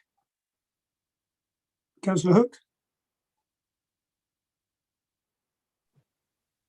Thank you, Chair. I just feel always, obviously, you have to consider applications within the planning legislation that we have. And so when I look at this, I'm struggling, to be honest, to find good planning reasons to refuse it. So it is on a relatively large size plot. And the building itself takes up a similar percentage of that plot as do others within the immediate vicinity. It has 2 parking spaces. The planning officer hasn't judged there to be overlooking issues. I don't believe there are design issues, looking at the variety of designs that are around. I don't think we can talk about precedent. I mean, obviously, we often have these applications that come to us. We treat them all as individual applications on their merits, and that's exactly what we're doing here. So I don't see why this happening acts as a precedent for anything else to happen in the village. And I don't believe it's fundamentally unsustainable to build in a location such as this. In fact, one could argue exactly the opposite, that it is sustainable to build within the village envelope as it currently is a sustainable thing to do. So personally, I'm struggling to find good reasons to refuse this. The only one thing I would add on is that I would like to see the parking, or at least one of those parking spaces, made EV ready, not necessarily with the current charging facility, but to be EV ready for somebody that was to live in that house and wanted to install the latest charging facility. So that's the only thing, and that does conform to policy S9 of our local plan to ask for that facility. So I would ask for that to be added in, but other than that, I'm struggling to see good planning reasons, and that's what we're here to do, judge things by the planning legislation that we have at the moment. Thank you. Thank you. Well, I entirely agree with all that you said. I'm not entirely sure about the policy situation for the charging at this point, so perhaps we could have clarification on that from the officer, if that's anything that we can add as a condition. Taya? Yeah, it's something that I don't think the applicant would necessarily be opposed to. They seem willing to include enhancements such as that. Okay, thank you. So, yeah, looking at it, I mean, it's a domestic garden and hedge, so I see the hedge that's removed to give the access for parking as being entirely acceptable. The highways officer has given their view. The fact that vehicles park on the road isn't the applicant's doing, and they are providing the required spaces on this site, so I can see no issues there. The overlooking, the distances, the properties be to the north are at a higher level, and I don't see an issue, particularly given the lack of windows to the north and its lower setting is only single story that way. And to the south, the balcony, there is a balcony on the property the other side of Applegarth, and distances are not dissimilar, if anything, perhaps slightly further. And I can't see there are issues because you're overlooking into the front garden beyond the busy, as we're told, public highway. So I'm struggling to find any reasons. So Councillor Hook, did you wish to move with that additional condition about the EV charging point for the conditions that are set out in the agenda? Move approval. Well, I could do. I thought had there been another recommendation? I can't recall. No, it's as on the agenda, but you were suggesting the charging point for the vehicle as an additional one. Yeah, and I'd be happy to second that. Does anyone else wish to speak? I've got nobody else raising their electronic hand. Councillor Colclough, you've unmuted. Did you wish to speak? I was going to second the proposal for approval, but it's been done. Okay, thank you. Right. Councillor Bradford? I'm just a bit perturbed about this hedgerow that's being taken away.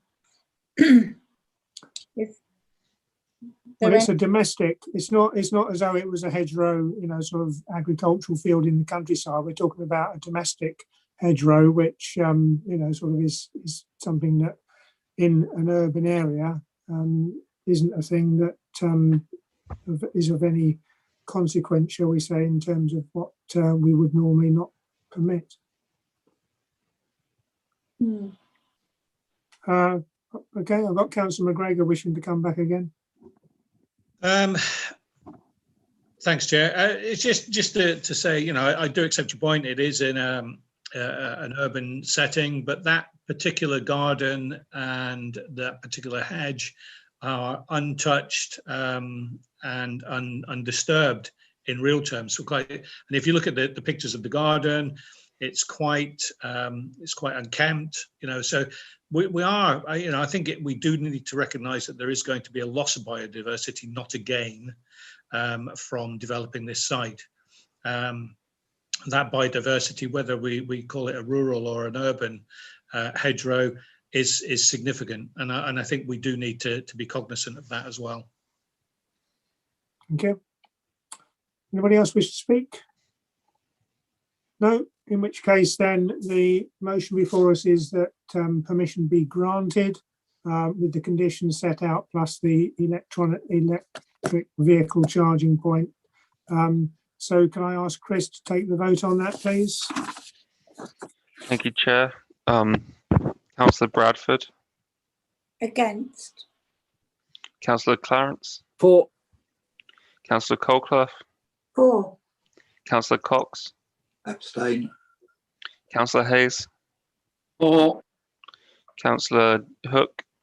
For. Councillor Jeffrey. For. Councillor McGregor. Against. Councillor Nuttall. Abstain. Councillor Nutley. Against. Councillor Patch. For. Councillor Goodman Bradbury. For. And Councillor Haynes. For.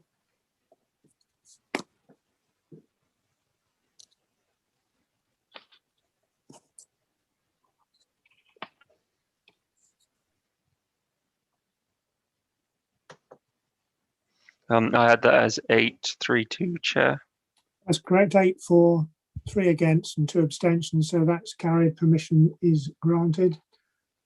Thank you. So then we move on to the final item on the agenda, which is the appeal decisions to be noted. Anything, Ros, you wish to say on that at all? No, I don't think so. Thank you, Chair. These are 2 fairly straightforward decisions. Okay, thank you. In which case, then that brings us to the end of today's committee meeting. So thank you all for your participation in that. And I look forward to seeing you soon, and hopefully one day back in the council chamber. Okay, so feel free to log off and cheerio. Thanks, Chair. Bye. Right. Bye-bye. Thank you. Thanks very much.